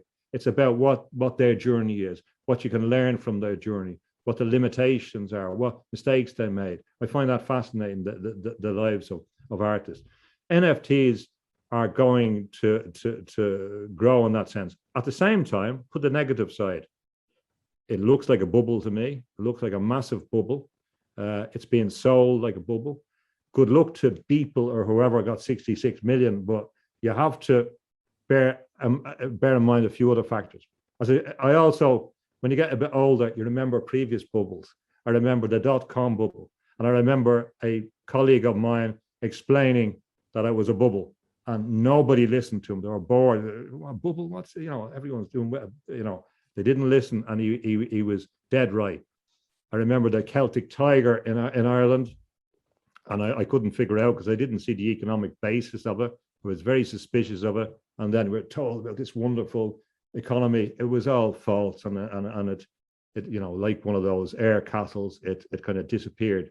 So I remember it has all the appearance of a kind of a pyramid scheme as well. Here's the thing: of course, these people have made but bear in mind that this is where you have to go outside the domain, the macro view. At the moment, well, we have to understand a little bit of monetary kind of policy and that. The Western system works on the creation of debt, DEBT. So it creates debt and credit and it has to find sources. There's loads of money being produced, but it can't find collateral. So then they begin to produce spurious collateral. Now it looks like someone has 66 million, whatever like that. But is it real? It's again a fantasy economy. But the deeper point about this is, you referred to the earlier examples of Carnegie and that, but this is what the technotronic society was about. This is what Brzezinski was writing about. This was the idea of technotronics going back to the 20s. What they said was that they would displace the existing Western economy. Some of them were Marxist, Stalinist, but not all. Some of them were just engineers that wanted to exercise the control thing. They didn't like the messiness of economics and that. So what they said was we would create an economy which was based on the control of energy and measured in relation to energy. Now, this is very significant. This was the basis. This was what Brzezinski wrote about. And remember, that was a similar model, or this thinking kind of informed the relationships with China. So it's not just in the Western context. So when you use the NFT context and Ethereum, you notice this gas charge, for example. And this is exactly, for me, a precursor of a system in the future which the technotronic society argued for. We're moving away from a society that Adam Smith talked about in The Wealth of Nations, who again was born south of Dundee in Kirkcaldy in Scotland. But so he's talked, his economy is based on models. You go down, you exchange your value, with the butcher. The butcher has an incentive, etc. The classic theory of economics, the wealth of nations, etc. So what they're going to do is to create a simulated economy. So we're moving into a simulated economy. It's not a real economy. This is happening in China. So now you have your digital renminbi, whatever, and so you'll have dependent on your social credit, you'll have your points in the bank, and they can manipulate the economy centrally. They couldn't do this in communism beforehand, and now they can. So what they believe is, and this is what the globalists believe, they can create a global economy which is not a real economy. It's a simulated economy. And they can do it by universal wage to everybody. What will that be? You get money in the bank that you can spend? No. It'll be on your little machine. You get your doofers, you get your some daft currency that's not real. You may have to spend it by the end of the week. You may have to spend it in a particular way. You won't be able to save it. You won't be able to make choices about it. You'll be directed by the algorithm to achieve particular purposes. If we're finding problems in a particular area, we can affect the economic area. Now, this idea was actually the place where it was contemplated seemed to have been in Chile by Salvador Allende, and before he was displaced on September 11 by the United States and all that, but we won't go into that. But Stafford Beers was a British professor of cybernetics, and he said he was very accurate in a lot of his predictions. He said that the Soviet Union fell because of dysfunctional centrality. You can't manage the system basically centrally. That's why it fell. But he said the West has dysfunctional centrality as well, but people don't realize it. So the West was going to fall. And he came to that conclusion because of cybernetics. And the simple proposition is that in order for a healthy, and this is something they learned from mathematically studying biological systems, that you have to look at a system from holistically again, but the whole system is created by parts. So the parts need autonomy. If you don't have autonomy, it's not, the whole system will fall. You give as much autonomy as is needed for the part to work and retain just as much for the overall system to work. If it gets out of balance, it becomes too centralized, it won't work. If it becomes too allocated to the parts, it won't work. And this autonomy, he identified with freedom. That's what we're talking about in freedom, the ability to make your own decisions. This is the great benefit of, this is what Adam Smith was talking about in economics. So we're going to have a global system which is based on a simulated economy, which is based on people playing with daft things, daft assets, non-existent assets, which will simulate economic activity, which will maybe occupy a lot of people that are forced to stay home when that will be made unemployed through automation. They appear not to be working because they've been given this digital wallet. They can spend it on all kinds of nonsense and entertain themselves and stimulate themselves in the way that was anticipated by Aldous Huxley. And so that's where I see it going. So there's a bit of a problem. It's yes, in properly used, this technology can be liberating, but the people that are using it claim that it's good for the environment in some senses, and it doesn't seem to be. And it's the same in relation to cryptocurrency. The resources necessary are damaging to the environment. All of them seem to create a centralization of sorts. And that, of course, brings us on to cryptocurrency. But so, yes, go out and make loads of money for yourself and whatever. But we're spending more time with these things. If you look at the word, instead of how much money you have in the bank, what do you do with your time? How much do you spend on your family, on nature, on the things you're interested in, on spiritual development, compared with how much we have to spend with often a lot of nonsense, figures that are not aesthetically pleasing. If you look at some of these, whatever, crypto punks or whatever, I mean, really, come on, that's for me.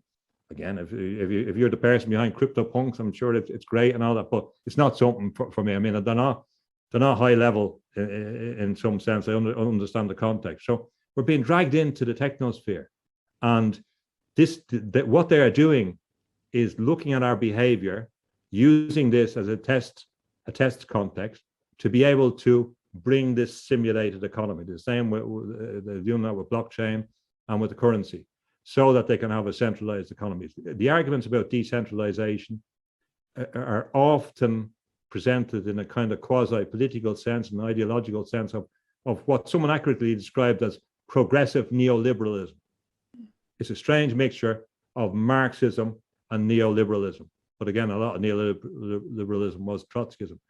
There isn't the people that believe in free markets, well, they disappeared off the agenda because they never criticized crony capitalism. They never criticized a dysfunctional finance system. So in many senses, the analysis of the Marxists was proven right. We're moving into a different agenda.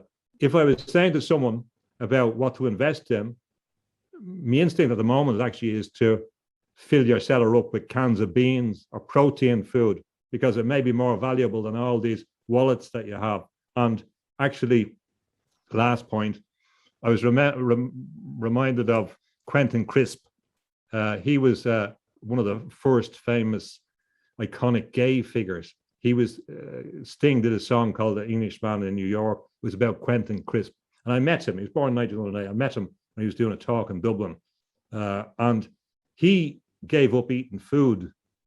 He said he was bored. He was a very interesting character, funny character. He said he just went to the chemist and bought this protein supplement that you give to people when they're sick.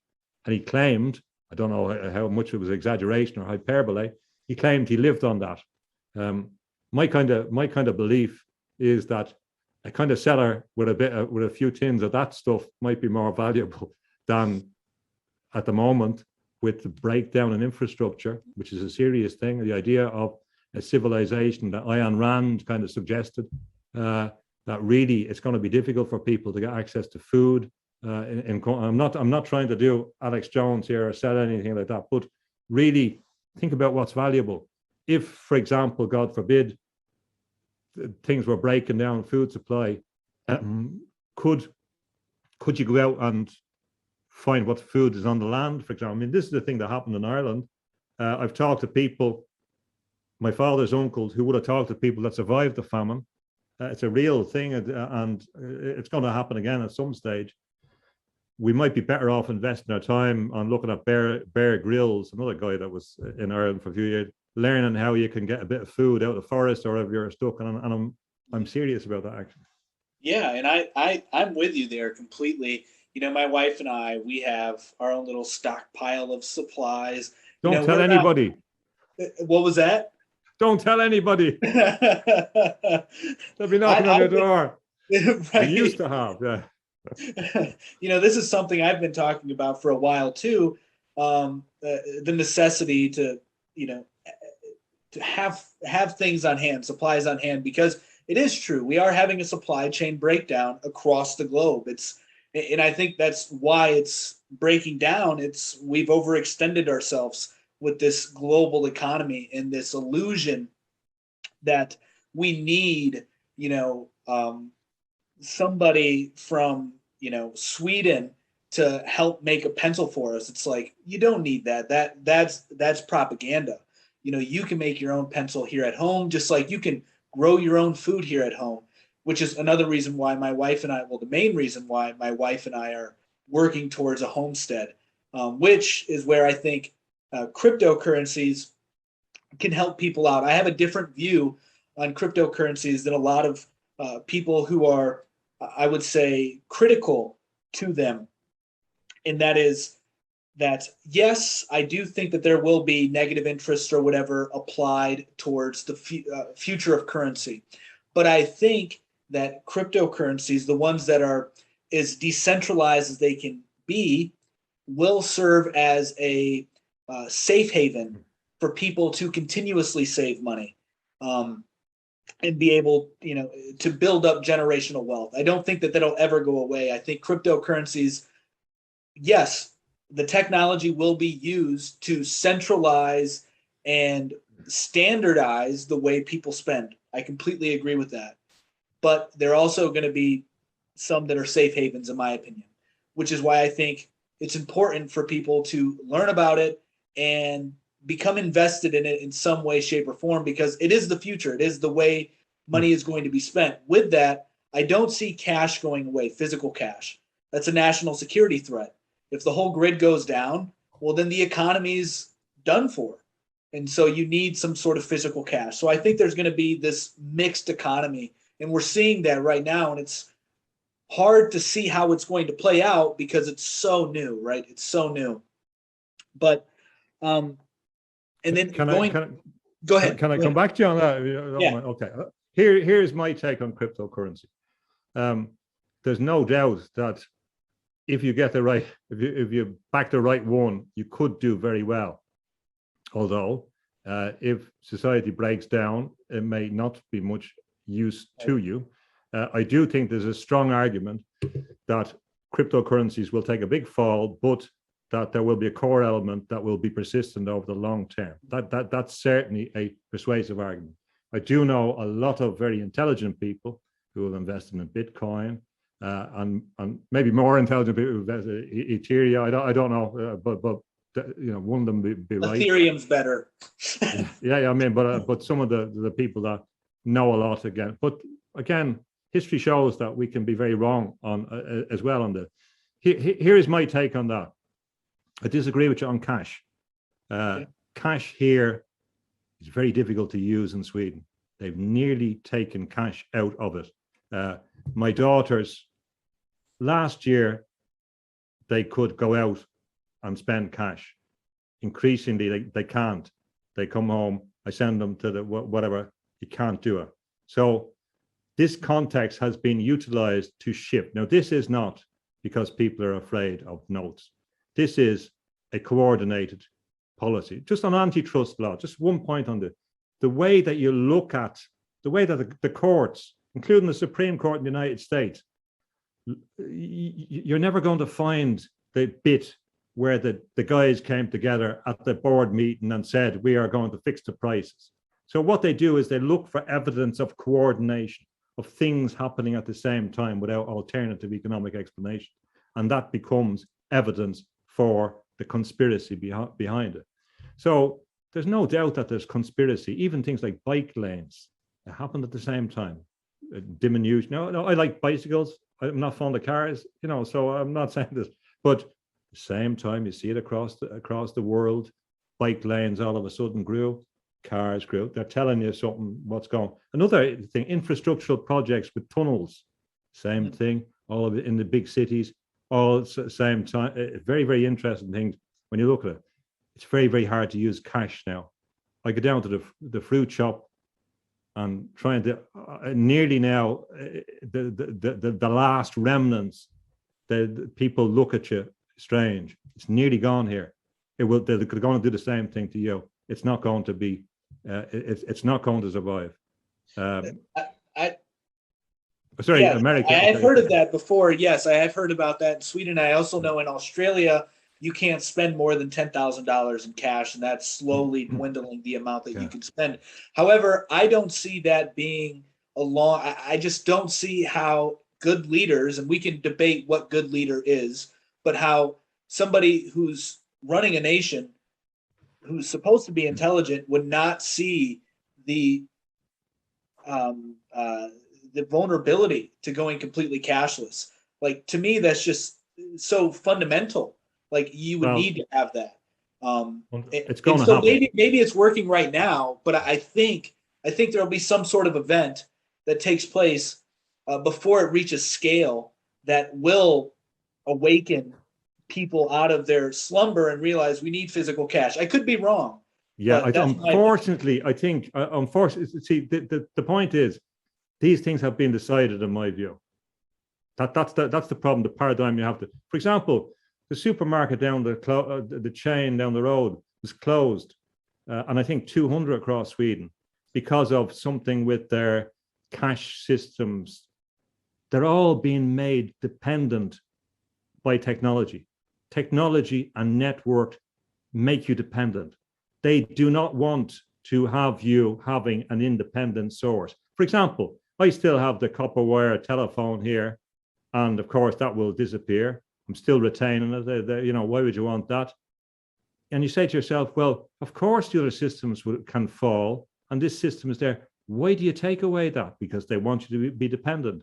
They're introducing, for example, they had good urban transport in Dublin with the trams. Then they come along, you're going to get your cars. They have to dig up. Now they're putting it back years afterwards. It was useful. They did the same thing, I think, in Los Angeles. They had a municipal travel system. I think the car owners bought it up, if I'm not mistaken. It was Los Angeles. And then you take it away, you're made dependent. You're dependent on the car in the United States. They're taking away cash because you need to be dependent on the digital system. They're going to keep on doing it. And at a certain stage, the dollar is not going to be is going to be worthless, and it'll be very, very difficult, which may be solved by moving back to a local economy. I've always been in favor of a more local economy, but they're really going for the cash now. And when you're dependent on it, then governance, when it's linked with identity, when it's all digital, you can see it everywhere. You can see it car parks, and it's just, they're doing it. They're going to digitize it, and when they digitize it, they have it under control, and that's what the objective is. Now, it'd be interesting in a year or two time to come back and to say, is this wrong? Of course, we would hope that something will intervene to stop that agenda. That's what we hope. But even in the United States, they realize, and I'm talking to very educated financial people who didn't understand the way the system worked. For example, the euro-dollar market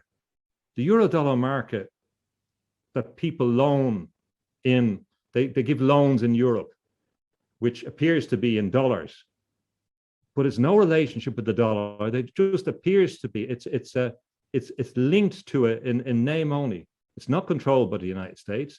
It doesn't interact with the United States. It's kind of like a reserve currency, but without any basis. And people are only beginning to realize that these systems are autonomous. They're fictitious, as well as all the other banking. So to go back on the, so what I'm seeing here, and I'm seeing the same thing in Ireland, you're getting the, not in America, the different variation. People are getting this. Look what is happening in El Salvador. Well, they've gone straight to Bitcoin because they want to experiment. So my view in relation to cryptocurrency, we're going to have a digital currency, and certainly it will be managed. It could be managed in the blockchain way, but there could also be variations. So they're looking what's happening. The problem is, and this is a big problem in relation to the cognitive approach of technological people and the cognitive approach of regulatory people. There's a big difference. Technological people always believe that technology will outrun regulation. They believe that what you can do with technology will stay ahead of regulation. And always regulation comes back and takes control. So that's what's going to happen. For example, when the printing press came along, there was publication of everything.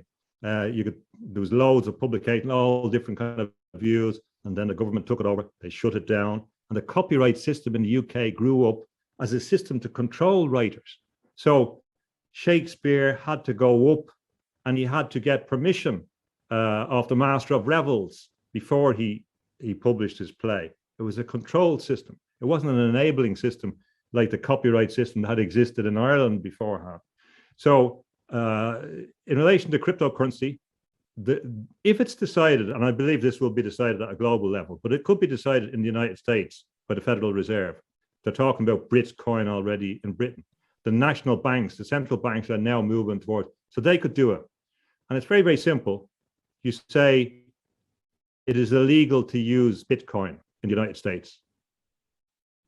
That's it. It's felony, punishable by 7 years imprisonment. Or you might think this is strange, punishable by the death penalty. Now you say, well, that's but remember that the great scientist Isaac Newton, the lover of people, lover of science, lover of knowledge, he was master of the mint in the United Kingdom.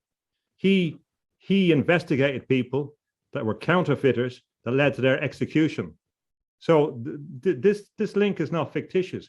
If they want to, and they certainly do it in China, if they want to get rid of competing currencies, they will do so. And the thing about these coins, people say, oh, it's all untraceable, blah, blah, blah. There's still a person using it. So all you have to do is give an incentive to someone else to find that person. And then you can act on it. So that, again, it goes back to the person. So Bitcoin could theoretically, if Bitcoin is not the one they have on the agenda, its value could fall to zero. That's the problem. And that's the thing, a consideration.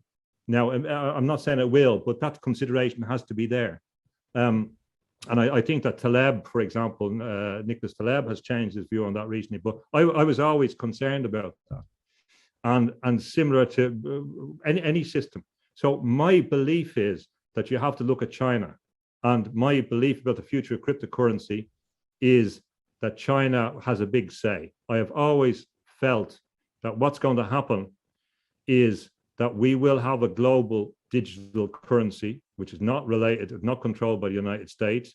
It will be controlled by a group of globalists, some from the United States, many from China, from the other big centers, which will denationalize, because globalism was to take power. That's what it was. It wasn't to give you New Zealand wine. It was to make sure that there was less power. Now they've gone beyond that. They've done that. They've taken the power away from and given it to corporations. They've taken large chunks of money from, say, the Irish citizens and given it to corporations. Now they can invest it in their new biomedical powers.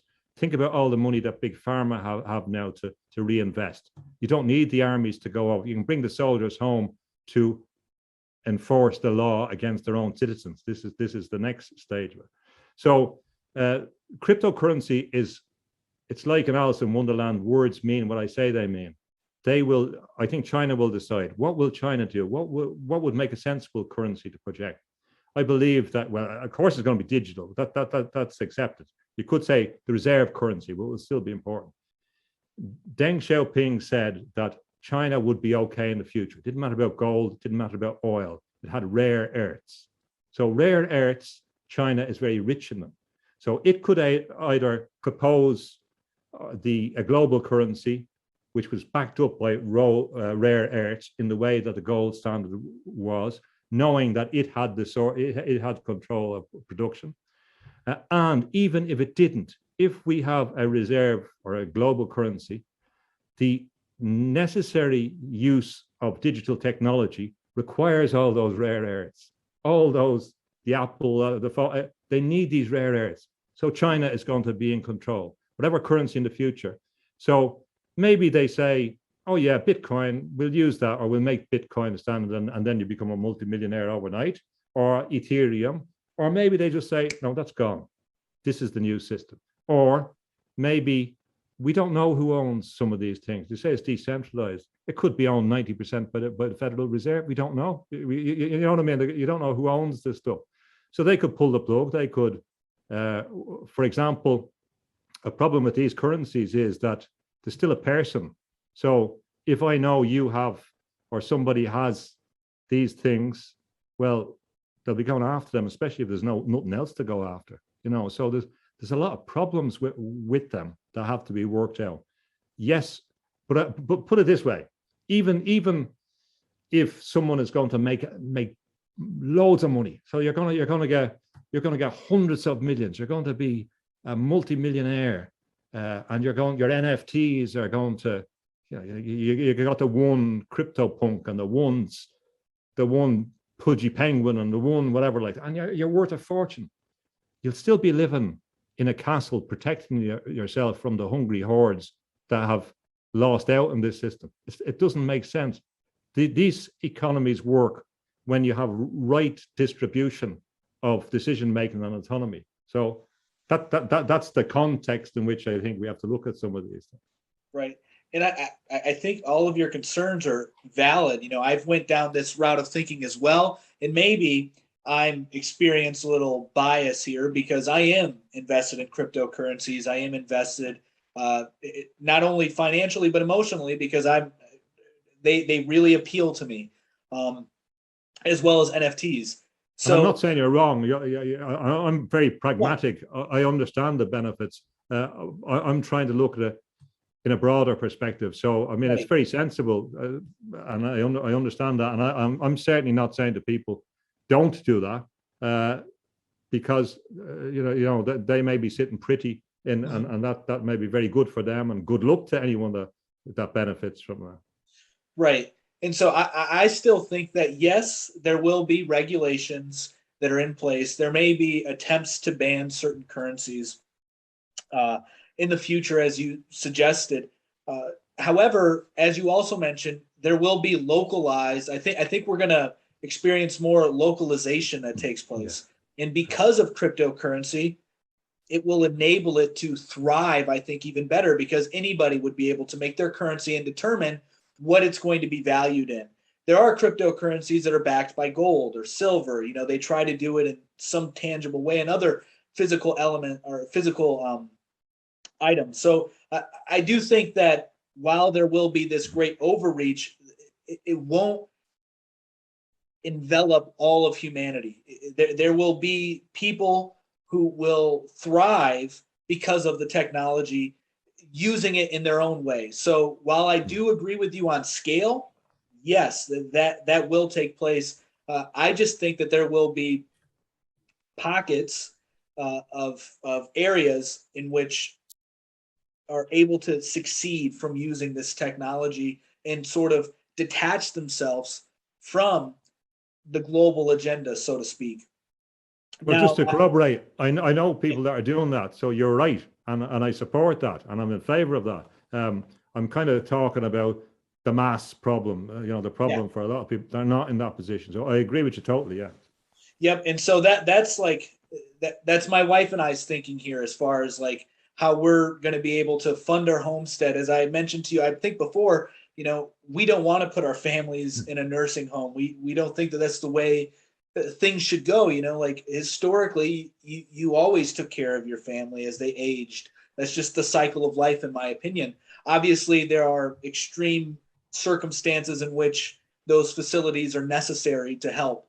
But generally speaking, it should be on the kids' part, in my opinion, to help their parents, grandparents, etc. And so I look at this as a way to facilitate that in the future. Because as you said, pragmatically, money's always going to be here. And if it's going to be denominated in this digital realm, in this digital economy, I'm all for it. I accept it, Yeah. And so, but anyway, to circle back onto something else that you were talking about earlier when you mentioned Prometheism, what you're saying here, from what I understand, is, they're presenting this agenda anyway, the elite, whoever you want to call them, in this benevolent way, that it's going to help humanity, but it's sort of deceiving because there's this hidden hand there as well. That's like, there's this other agenda that's taking place. And so I see this Prometheus philosophy playing a role here, because Prometheus was very deceptive. As you mentioned, he was a part of the Titans. The rubber, yeah. He deceived the Titans, and then went with the gods. And then he annoyed the gods as well. Yeah. What was that? He annoyed the gods, annoyed Zeus as well. Yeah. Yep. And then he deceived the gods and then went with humanity. So there's this deceptive nature of Prometheus that we see in our world at large, which is very fascinating. And there's actually a philosopher, Jason Reza Giorgiani. I'm not sure if you've heard of his work before. I do, yeah. Yes, and he's a big proponent of Prometheism. He's created a flag for it and wants that to he wants humanity to embody, or I don't know if embody is the right word, but sort of look to Prometheus as this, because he already thinks it's this egregore, and he wants us to accept it, and he thinks that's the way out of this technocracy, to decentralize the power. Not so much decentralize, but democratize in a way, I guess. But another thing that we touched on too was that the artwork that's being created in NFTs that you're not too particularly fond with, such as the CryptoPunks or other PFP projects, the profile pictures that are out there. I think there's another agenda to that, and that is the metaverse. I'm sure you've come across this term in your research of NFTs and things like that. With these profile pictures, as you said, there's this always a hint towards the zoo, and I tend to think that the metaverse is the zoo in which people will be in, and their avatars that they're purchasing now will eventually evolve into these 3D characters that they carry in to the metaverse. And so there's this sort of, that's what I think the transhumanist agenda will actually achieve, is this transcendence digitally, but not physically. So you'll become this new being in a different reality, but not in this physical reality. And so that's where I kind of see the NFTs leading towards, is the metaverse. But I also see a lot of benefits in the metaverse as well. I'm not just a doom and gloom or have a pessimistic view on the metaverse. What was that? Like me. Well, I would say that you're pragmatic, and I really do appreciate the perspectives you bring, because a lot of people have a hard time intelligently critiquing these things. A lot of it just comes from fear, in my opinion, that I see a lot of people critique it. So I think the metaverse is where eventually, we're going to be going. And I think that that's actually where this global government will thrive. I don't think it will be in the physical world. I think it's going to be more so in the digital world that we see a global government be established and solidified. But that's my opinion as to. There's a few points there. Of course, is it Dreamland as well? There's another. I also wrote a book. Decentraland. I also wrote a book called Ireland, I Don't Recognize Who She Is, and that's about it's about the future. So I write and tell you what the world constitution is in that. So it's a prediction. I think it would be accurate of what the constitution is, where the world is run by artificial intelligence, etc. That's the basic plot of it. So I've looked there and I've seen that, and some of the things even I didn't even know about, some of the things at the time about that are happening. And they also, in that book, they were vaccinating people for Australian fruit bat virus. So I mean, it got some there. It got so coincidence, or okay. Let me. Well, I don't want to talk about the philosopher that you mentioned, because I'm not really interested in the stuff that he writes. I have referred to him. I don't like the dehumanizing language he uses about people. He seems to be, from what he says, a classic Marxist. Although it doesn't appear to Marxists, people are confused by what his perspective is. But if you look at what he says, he seems to be futurist, and also in the way that the Italians were. He seems to be very great appetite for war, which I'm against. I'm not convinced about the thing about taking technology back. He's ambiguous on that. So the Prometheanism is a classic. And you talk about the egregore. Spiritually, it's not accurate in my view, and the reason why is, well, there's debate about egregores, but what I would contrast those figures, say like Prometheus constructions, literary constructions, with are figures who appear to people. Now, Prometheus doesn't appear to people.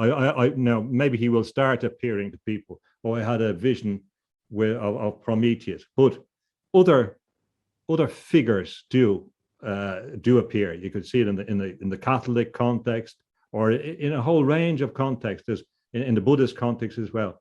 There are figures or spirits that appear. It doesn't happen with the same in relation to Prometheus. He's a construct. He's a flexible construct that was used by people like Shelley in a Luciferian context that was used. And that's, remember, Shelley was married, Percy Shelley was married to Mary Shelley, and the reason why she probably copped on about Frankenstein was she saw what this viewpoint meant, and it's very, very much related to that. And I'm sympathetic towards Mary Shelley's viewpoint. I think she was correct in her gut instinct, her vision.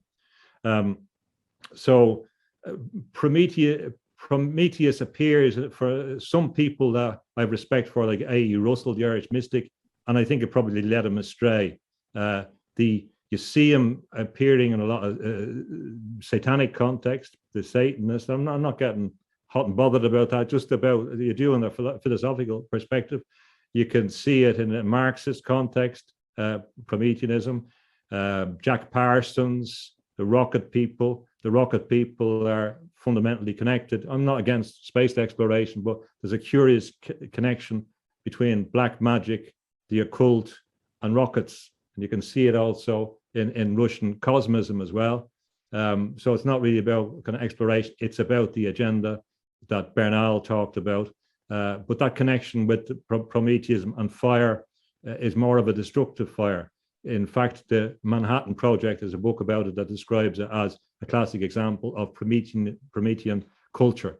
A lot of scientists be happy with this. We have this great conflagration. It's kind of almost a religious kind of destruction of them bad people on the earth that were destroying all the resources. Some environmentalists are advocating this as well. So, but to refer back to the metaverse, you have to, from my perspective, what's happening, the technosphere seeks to mirror digitally things that are existing in the spiritual world and to substitute them. So this is what it's doing. So, for example, enlightenment is part of the technosphere, the driving, and that reflects enlightenment. You mentioned avatar. It's a spiritual avatar. You get pale substitutes. So people don't really know that they're originally spiritual ideas that refer to real phenomenon, if you believe in that, which I do. And you take even the pluriverse, it's not new. If you look back at, the metaverse, you go back to I'd go back to Benjamin Blood, who wrote about the pluriverse, 1870 in the 1870s. He also wrote about anesthetics. I think it was 1874, he had an experience with anesthetics, and he had a mystical experience, and he entered into the higher consciousness. And he wrote a book that was influential in relation to mystical experience. He sent it to William James. They were familiar with this idea. And he understood then that anesthetics did it because they suppressed the cognitive part of the brain that's limited, and they allowed the conscious manifest itself. And that's only been rediscovered recently. The near-death experiences, sometimes I think there's a confusion that they're related to the anesthetic rather than some death elements. But that's another interesting thing. But he talked about the pluriverse, and this has been manifested in scientific ideas in relation to Bernard Carr, for example, about hyperspace and different dimensions. Their scientists are realizing that there are different dimensions. The spiritual person believes and can enter into different dimensions. The technosphere grows, will remove that possibility. This is where the tension, they won't coexist. McKenna believed that the technosphere would help this coexist. I believe it replaces it. The same as Huxley had to take the psychedelics to get the experience because he couldn't do it in the other way. So what's going to happen, in my view, is that there will be a split, that there is a process of fabrication in two senses. Fabrication in the sense of a lie, and fabrication in the sense of making things. The human is transformed into a machine. There will be a resistant core that will, I believe, survive. That will be Homo spiritualis, will be the evolution as was meant to happen, but was stopped by by the mechanization, which would be consistent with indigenous spirituality, which consistent with the perennial philosophy, consistent with the better strands in Christianity, Islam, Judaism, whatever spiritual tradition, Buddhism. And they seek to get away from cultural contact above it, united by the fact that the spiritual personhood is going to be taken away. It can't coexist. It's the inevitable consequence of the growth of the technosphere. So while there's things that we might be able to play with on the edges marginally, the whole impact is coming for you, taking away our cash, making you dependent, making you a digital serf, making you a digital image, and intending to replace you. So the opposition will come from spiritual movements that are unified. It will come from people in different communities. They will have to unify across the world to oppose their incorporation, because they're not going to let you continue to manifest freedom. So whatever local systems, they won't be tolerated. They'll be wiped out. And in fact, I think, as you can see in the various agendas, that letting people go in the country, that's going to stop. They're encouraging a bit of an L, or they seem to be, or letting, as people are saying, I don't want to be living in these cities that are being allowed to collapse. So they move to the country. I believe they're going to use environmental reasons to stop that. So I'm optimistic once there is some kind of commitment to the spiritual path and the comprehension of that. But there will be a choice, and there has to be a pragmatic domain. In fact, I would like to encourage the younger people that are being played in this, the ones that are able to utilize their skills, to understand these things. And there are some of these people, I know some of them, I've seen it, who want to do creative things. I would encourage them to be the white magicians, if you like, to oppose what is what I call the black magic of materialism. So I'm certainly pragmatic. You can't disengage in that. But there is going to be now, I'm not talking about in military terms, but a spiritual guerrilla counterforce. And I mean in that context that people will have to cognitively be able to operate in the world and form links. And if you're living in a community which trusts each other, for example, well, you don't need currency. I mean, at a higher level, these things are substitutes for trust. These are dealing with people that are strangers. As the spiritual groups, I'm not talking about cults or doomsday cults. I'm talking about people that can operate at higher levels, where they rely on factors that we're able to do, on trust, on truth, on people telling the truth, for example. It's not rocket science, but a lot of the things that we have, ethics and all that, are because people are not these things. As people begin to expand and evolve, some of the basic human qualities will replace these ciphers and substitutes. In a community, say, for example, imagine there's a community of 100 people. We go out and live in the forest. Fantastic. There's food around, there's lakes, there's water, there's changing of the season, there's plenty of food around. You chop down the trees, you can make a cabin. They've been doing it for hundreds of years. Up at our summer cabin, there's old houses across the way made of wood that are 400 years old. They're still, you can still live in them. It's unbelievable. They have this technique, don't need high technology. So it's not difficult to comprehend that you could have those with the best of technology for communication as appropriate, and not get involved with infrastructural development. But my concern is that there has to be first a robust critique of what is there, and second, an assertion of the right of these things to exist. And actually, we will be going into a thing of mercenaries and castles. The elite will have to go into the big castle. I always, the best, instead of globalization, I would have preferred a situation of separate national identity where there was a competitive market. So Australia could decide that it wanted all the doctors or whatever like that, the best medical place in the world, and you make a choice to live in a particular place if you meet the criteria, whatever like that. That you had a kind of a genuine market in national systems. This is what we do here. We have a very repressive situation. We lock the women up and whatever like that. And if that's what your cup of tea is, well, maybe that's the country that you should go.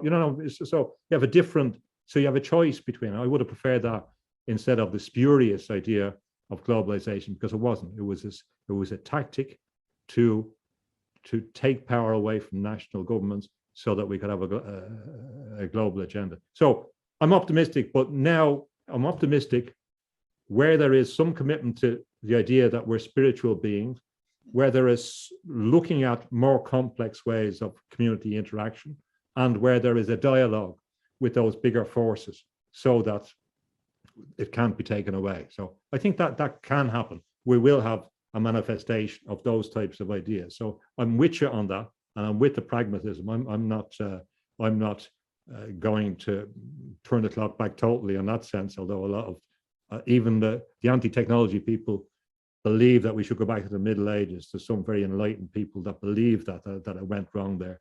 I don't think that's possible, but I don't think it's possible either to release the nanotechnology that they're going to, so you won't be able to drink out of the lake. There'll be poison. You don't know what will be in it, or to when they release the hybrids that are coming out and the cloned things. Yeah, and you actually are the first person I've heard of, aside from myself, at the risk of sounding arrogant here, that has linked spirituality to the metaverse, that it's mirroring our spiritual side. And that's what really made me more pragmatic towards cryptocurrency as a whole, is because this epiphany that it is simply, our inner worlds being mirrored out in this way, which is what, why I'm not so critical on the metaverse, because it'll give us a sense, I think, in the right context, of our abilities as creators, co-creators, if you will. Because you'll be able to build your own worlds essentially, and so it'll give you a better understanding of that divine spark, which is why I am not as pessimistic as I used to be either, right? And as you mentioned, there's going to be, I think so as well, this, with every action, there's an equal opposite reaction. And so with this technocracy that's taking place, this materialism, this glorifying of objects, you're going to have spirituality come in as well. And then you're going to have, as you said, the white magicians. So I think it's really cool that you mentioned that. And another thing that I want to circle back towards that I think would be in line with the white magicians and spirituality in its totality is when you talked about the erasing of primitive artifacts. That's something I've also thought about as well. So I don't think that's crazy. And I actually think that the religions, some of the more traditional religions, will serve as a time capsule, if you will, for human history, because they've already survived so many, times of danger, whether it be the Buddhist or the Christians or the Muslims. They've all faced a lot of persecution. So I think that they would be some of the groups that actually preserve, not saying, and just to clarify here, I'm, not saying that they tell human history perfectly and their views on it is correct, but rather they have truths of human history about what humanity is throughout time. And so I think that they'll be able to preserve that. So while I think that there will be this erasing of primitive history, as you were suggesting, I do think that there will be this preserving factor, sort of like in the Foundation series by Isaac Asimov. I'm not sure how you pronounce his last name. Yeah, there's this one planet in particular that they visit. I think it's in the prequel. It's the prequel book where they visit that is more traditional. So they're all bald and they have stories of what is Earth. But in the novel, in the series, the population in this galactic empire have no understand. They don't know where humanity came from, and they're alluding to Earth in this area, and they're preserving it. So this planet is preserving it. They're more religious, more traditional. So I think that we'll see that, but just with our tradition, our traditional religions preserving the arts, the writings, human culture, essentially. So that's what I think. You got something to add to that? Yeah, just on point. Yeah, the problem with the metaverse is the legend of, or the myth of Narcissus. What happens is, what you see is the reflection, and you think the reflection, either you fall in love with it or you think it's the reality. This is the great problem, the great illusion, the great magical trick, and that you fail to see the inner journey. You take away the interiority. And even people like Steiner believed that there would be a vaccine in the future to take away spirituality. I mean, it's a strange idea, but I'm quite pessimistic about some of the existing religions. It will be no surprise to me that Christianity is an underground religion fairly soon. No surprise. There are many people, for example, in the Swedish church, there are books written about the 1960s, the way the Swedish church was taken over by Marxism. I mean, that's what the academics say.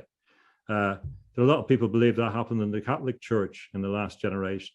There are some serious thinkers that believe that it has been taken over. I don't have any problem believing that. If you go back to Malachi Martin, he believed that there was satanic masses in the Vatican, etc. But anyway, the Catholic Church has been a globalist organization. But if you look at what Donald Hoffman talks about and what the scientists are talking about, they're talking about a theology of science. So all of these things are going to be broken up. This is why they're attacking the church, the traditional churches, assimilated into the new ideology of scientism, the religion of science. This is what the plan is, as far as I can see. In the priesthood, the scientocracy, in the propaganda system, which is graphs and systems and blah blah that confuses people, that hypnotizes people, that doesn't tell the truth, that misrepresents the world, and in that sense, the spirituality is subsumed. So it's going to be difficult for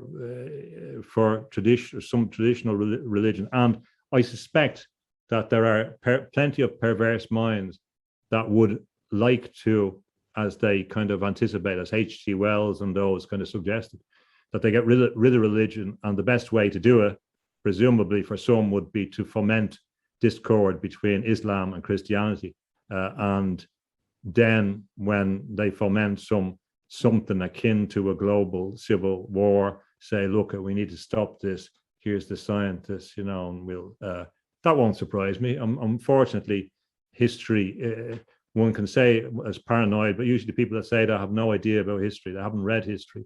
They don't know enough about history. They haven't read literature. They don't understand about the tendencies. They believe what they're told. They look at things in a micro way now. So that's the reason why I think we also need an iteration of spirituality.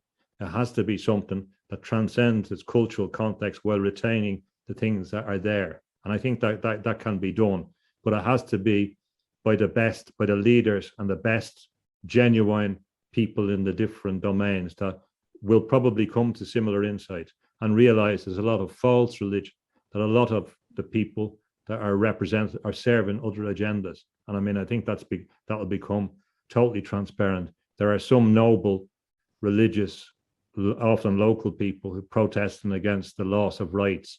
It's clear that if you look at the hierarchy in the Catholic Church, for example, they've been very, very quiet, and that's a disgrace. When they have all the doctrines, they're all there about human dignity and all that, and now it's been silent in this context and facilitating the agenda and arguing that people have a moral duty. So this is not consistent with any notion of spirituality that I can see. This is, as Joy said about Ireland, this is where Christ and Caesar is hand in glove. And in fact, I don't see Christ in it. The image that has come to me is like from the Elvis Presley context. I think Christ has left the building. The figure that was Christ, whatever gospel, has left the building literally. He's not in those places. They've been taken over literally. And you can see that in the United States, Christ flavored and all that by people that have no interest in that.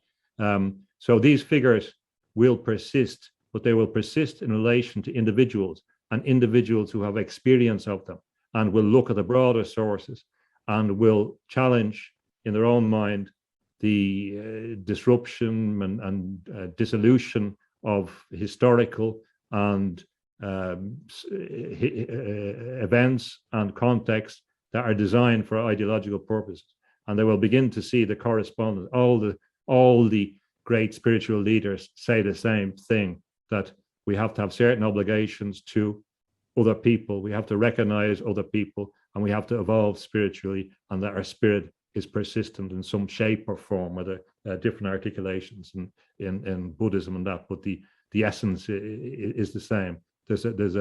In perennial philosophy, there's a center that will form the core for connections from different cultures, so that someone that's living in the Maghreb can identify with someone living in Sweden and say, listen, we want to cooperate above the context, above the whatever, and we want to find new ways, could be digitally, to begin to communicate, to find alternative systems, to challenge power that's there.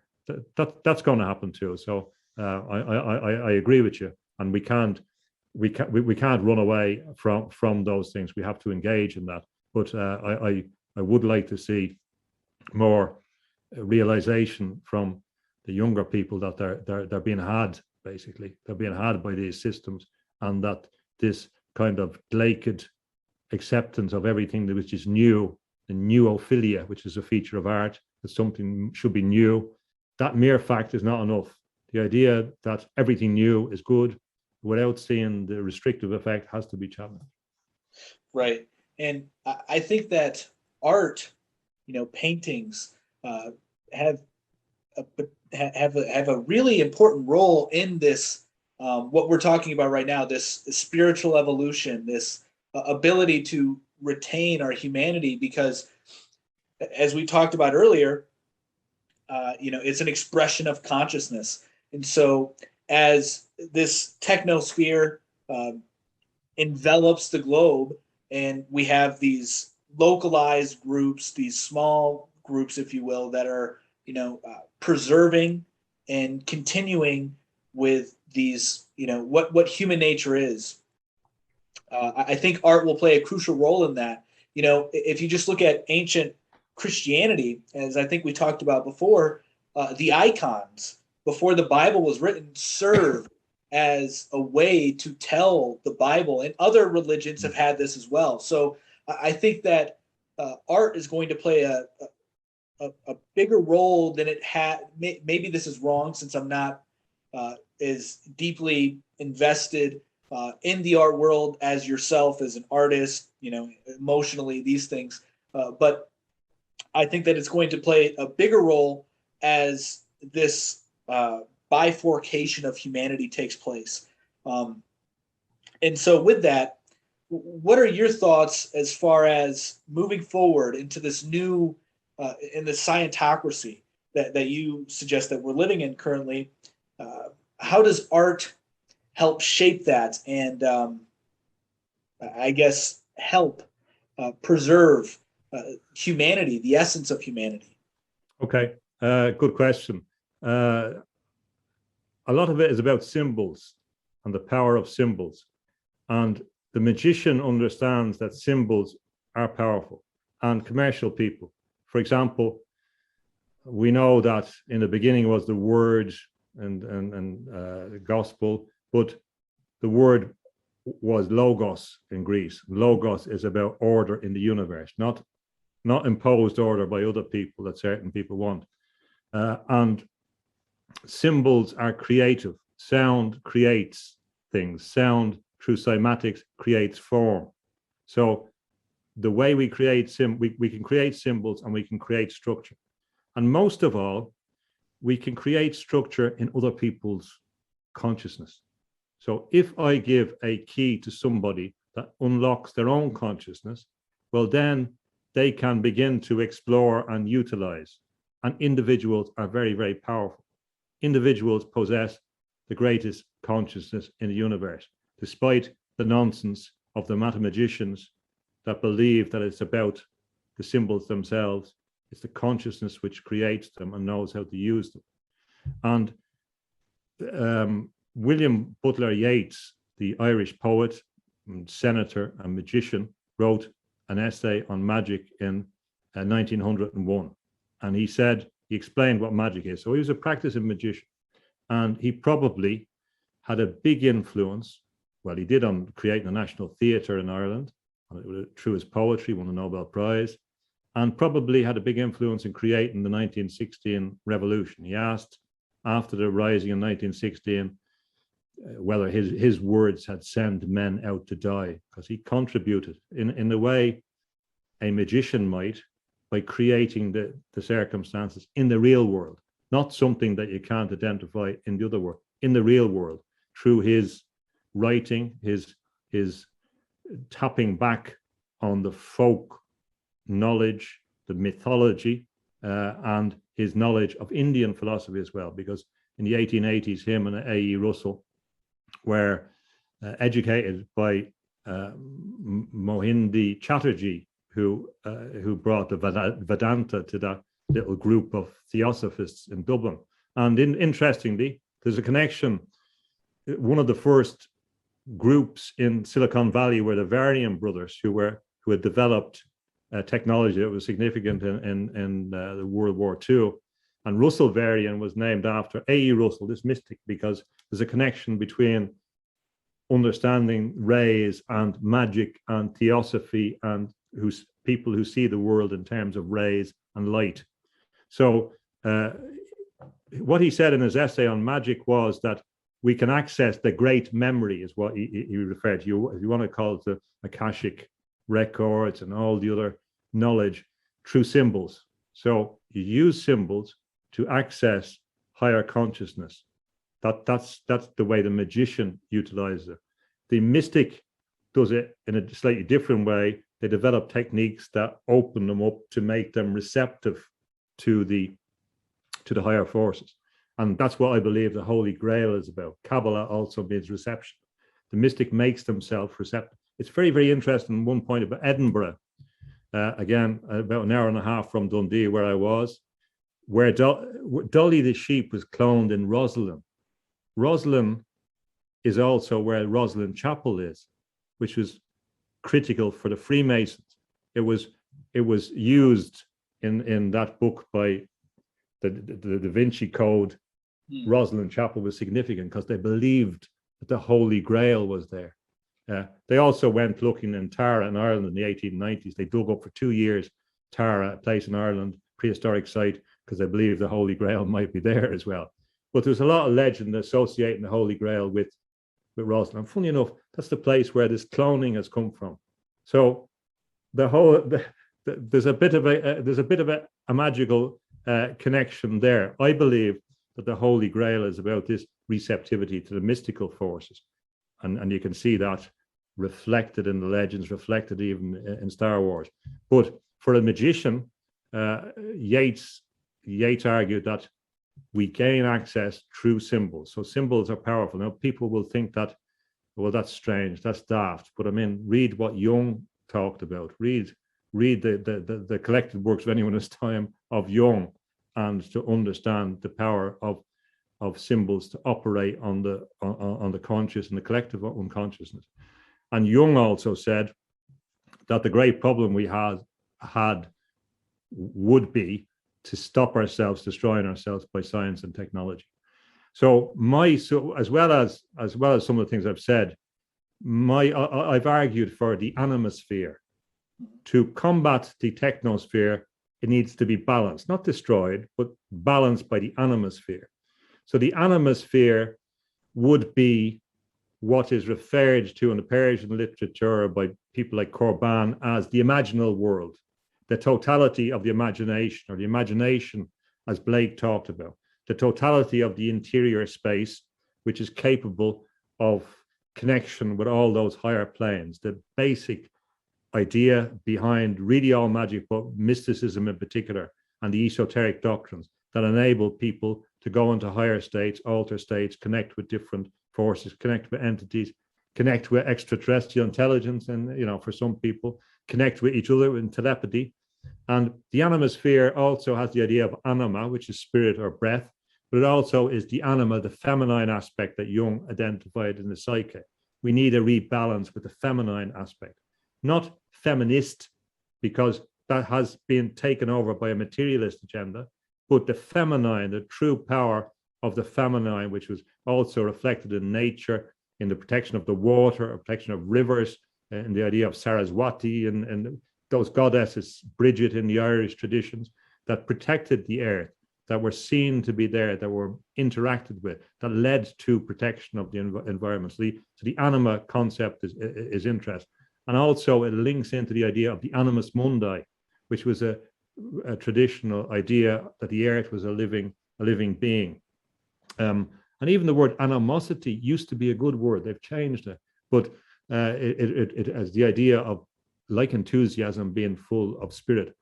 So what I'm suggesting is that when someone like my friend Jeffrey Mishlove talks about psychonauts and using Gene Houston's idea, psychonauts as well, that the psychonaut, the internal explorer, is exploring a space, and the space is the animosphere. And by people from the different domains, whether it be a Sufi or a Buddhist or an indigenous person, or a person in a Western magical tradition, or a person in Africa, or a person in South America, or the Mayan Indians and Chiapas, or whoever, with their traditions and their knowledge, they begin to find that space, which is a transcendent space, and they begin to, for example, there are tribes in Colombia who are coming out of secrecy because they realize the earth needs higher spiritual traditions. I mean, this is factual. I know people that are talking and visiting these groups that live up high in the mountains and realize that we're in serious trouble. And they realize that, and these are people of a higher spiritual level. So if we begin to take seriously the idea of our own spirit, our own spiritual consciousness, and combat the reductionist, rationalist, ratio, overload from science, and challenge science in particular, because science is the great deconstructor. All these posthumanists, transhumanists come from science. All these postmodernist deconstructions come from science first. They're not leading the way. They're reflecting. They're doing the bidding, whether they understand it or not, of the scientists, of the scientific agenda, as outlined in the 20s by Bernal and Huxley and that. So that's the idea that I would emphasize at the moment, to take seriously these things, to take serious that space, look at parapsychological evidence, and also to begin to demonstrate them, to begin to use them. Does telepathy work? Well, these groups that I'm talking about, for example, I have contact, I did talk to a conference on consciousness and contact with the Lakota people. It was up at Pine Ridge, Ton of Hearts. Good film if anyone gets, if you ever nothing to do with Val Kilmer about the Pine Ridge Reservation, but it was at the Ton of Hearts Center, and they have been exploring the links between extraterrestrial intelligence and native intelligence, and there's interesting things going on. I have communicated quite a bit with them. We have to form links at that level. So it has to be that the mystics and shamans who can actually do things are going to have to come out of the woodwork. They're going to have to demonstrate in groups which are separate. They can't join together because any organization will be captured by the technosphere. They have to be able to transcend, understand, and begin to actually explore some of the powers like telepathy. And people will think that's crazy. I don't. They'll have to be able to begin to utilize these powers that have been hidden, and that therein is the strength. Because if you look at all the great changes in history, all the great different directions, they were taken by people who had knowledge of esoteric things. Even in the battle between, say, Hitler and Churchill, we know that Hitler was very interested in dark magic, but also that Churchill was a druid. He was a member of the Druidic order, for example. He was interested in a lot of these things as well. And it's no accident, because sometimes they have to know how other people think, how they might come to certain conclusions. That's why the British Secret Service investigated these things. That's why there's always a close connection between the Secret Service and magic. That's why John Dee was the original magician and 007.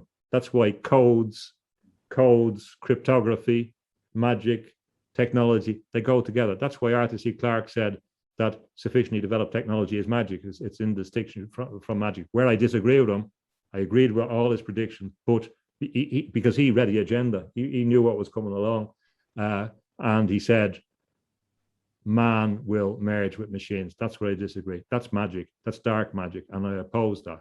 Let people, if they want to do that, that's grand. That's their choice. I'm certainly opposing it, and I'm going to try and make people more conscious that this is a real force. It's not happening by accident, and in that sense, it's only having some spiritual sense, some sense of personal sovereignty, which gives us solidarity through genuine connection and recognition of other people, that allows that higher force to emerge from that and to come into play. Awesome. Well, James, it's been awesome talking with you. Like always, very informational, educational. You bring a lot of unique, interesting perspectives. So I really do appreciate that. And before we go, where can people find, not only your book, but take a look at some of your artwork as well? I pragmatically have my books up on Amazon to make it easier for people. I know a lot of people don't like Amazon. Sorry, but the publishers are not going to be taken. I wanted to get them quick out before things change too quickly. And I have a website, www.jamestunney.com, and you can contact me there. But I really enjoyed the conversation, and thanks for the opportunity for the exploration and the interaction and access to your platform. And I like that you have a range of people of diverse views. I respect other people with different views from mine. I'm not closed-minded in relation to that. I don't say I have all the answers. I listen respectfully to their answers, and it's good to have that dialectic so people can choose, or also find the middle way between two ideas that are competing, where they are competing, and find their own path as well. So thanks for the platform that you're given to that diversity, and it's nice to have a bit of a balance, because sometimes in debates about transhumanism, technology, NFTs, it's all the same story. I could do the salesmanship or womanship myself, but we need a bit of balance, and from that we'll get some truth, hopefully. Thank you again, Luis. Enjoyed the conversation. All right, thank you, and I'll be sure to put all your links in the description in the YouTube video so people can find your work very easily. So.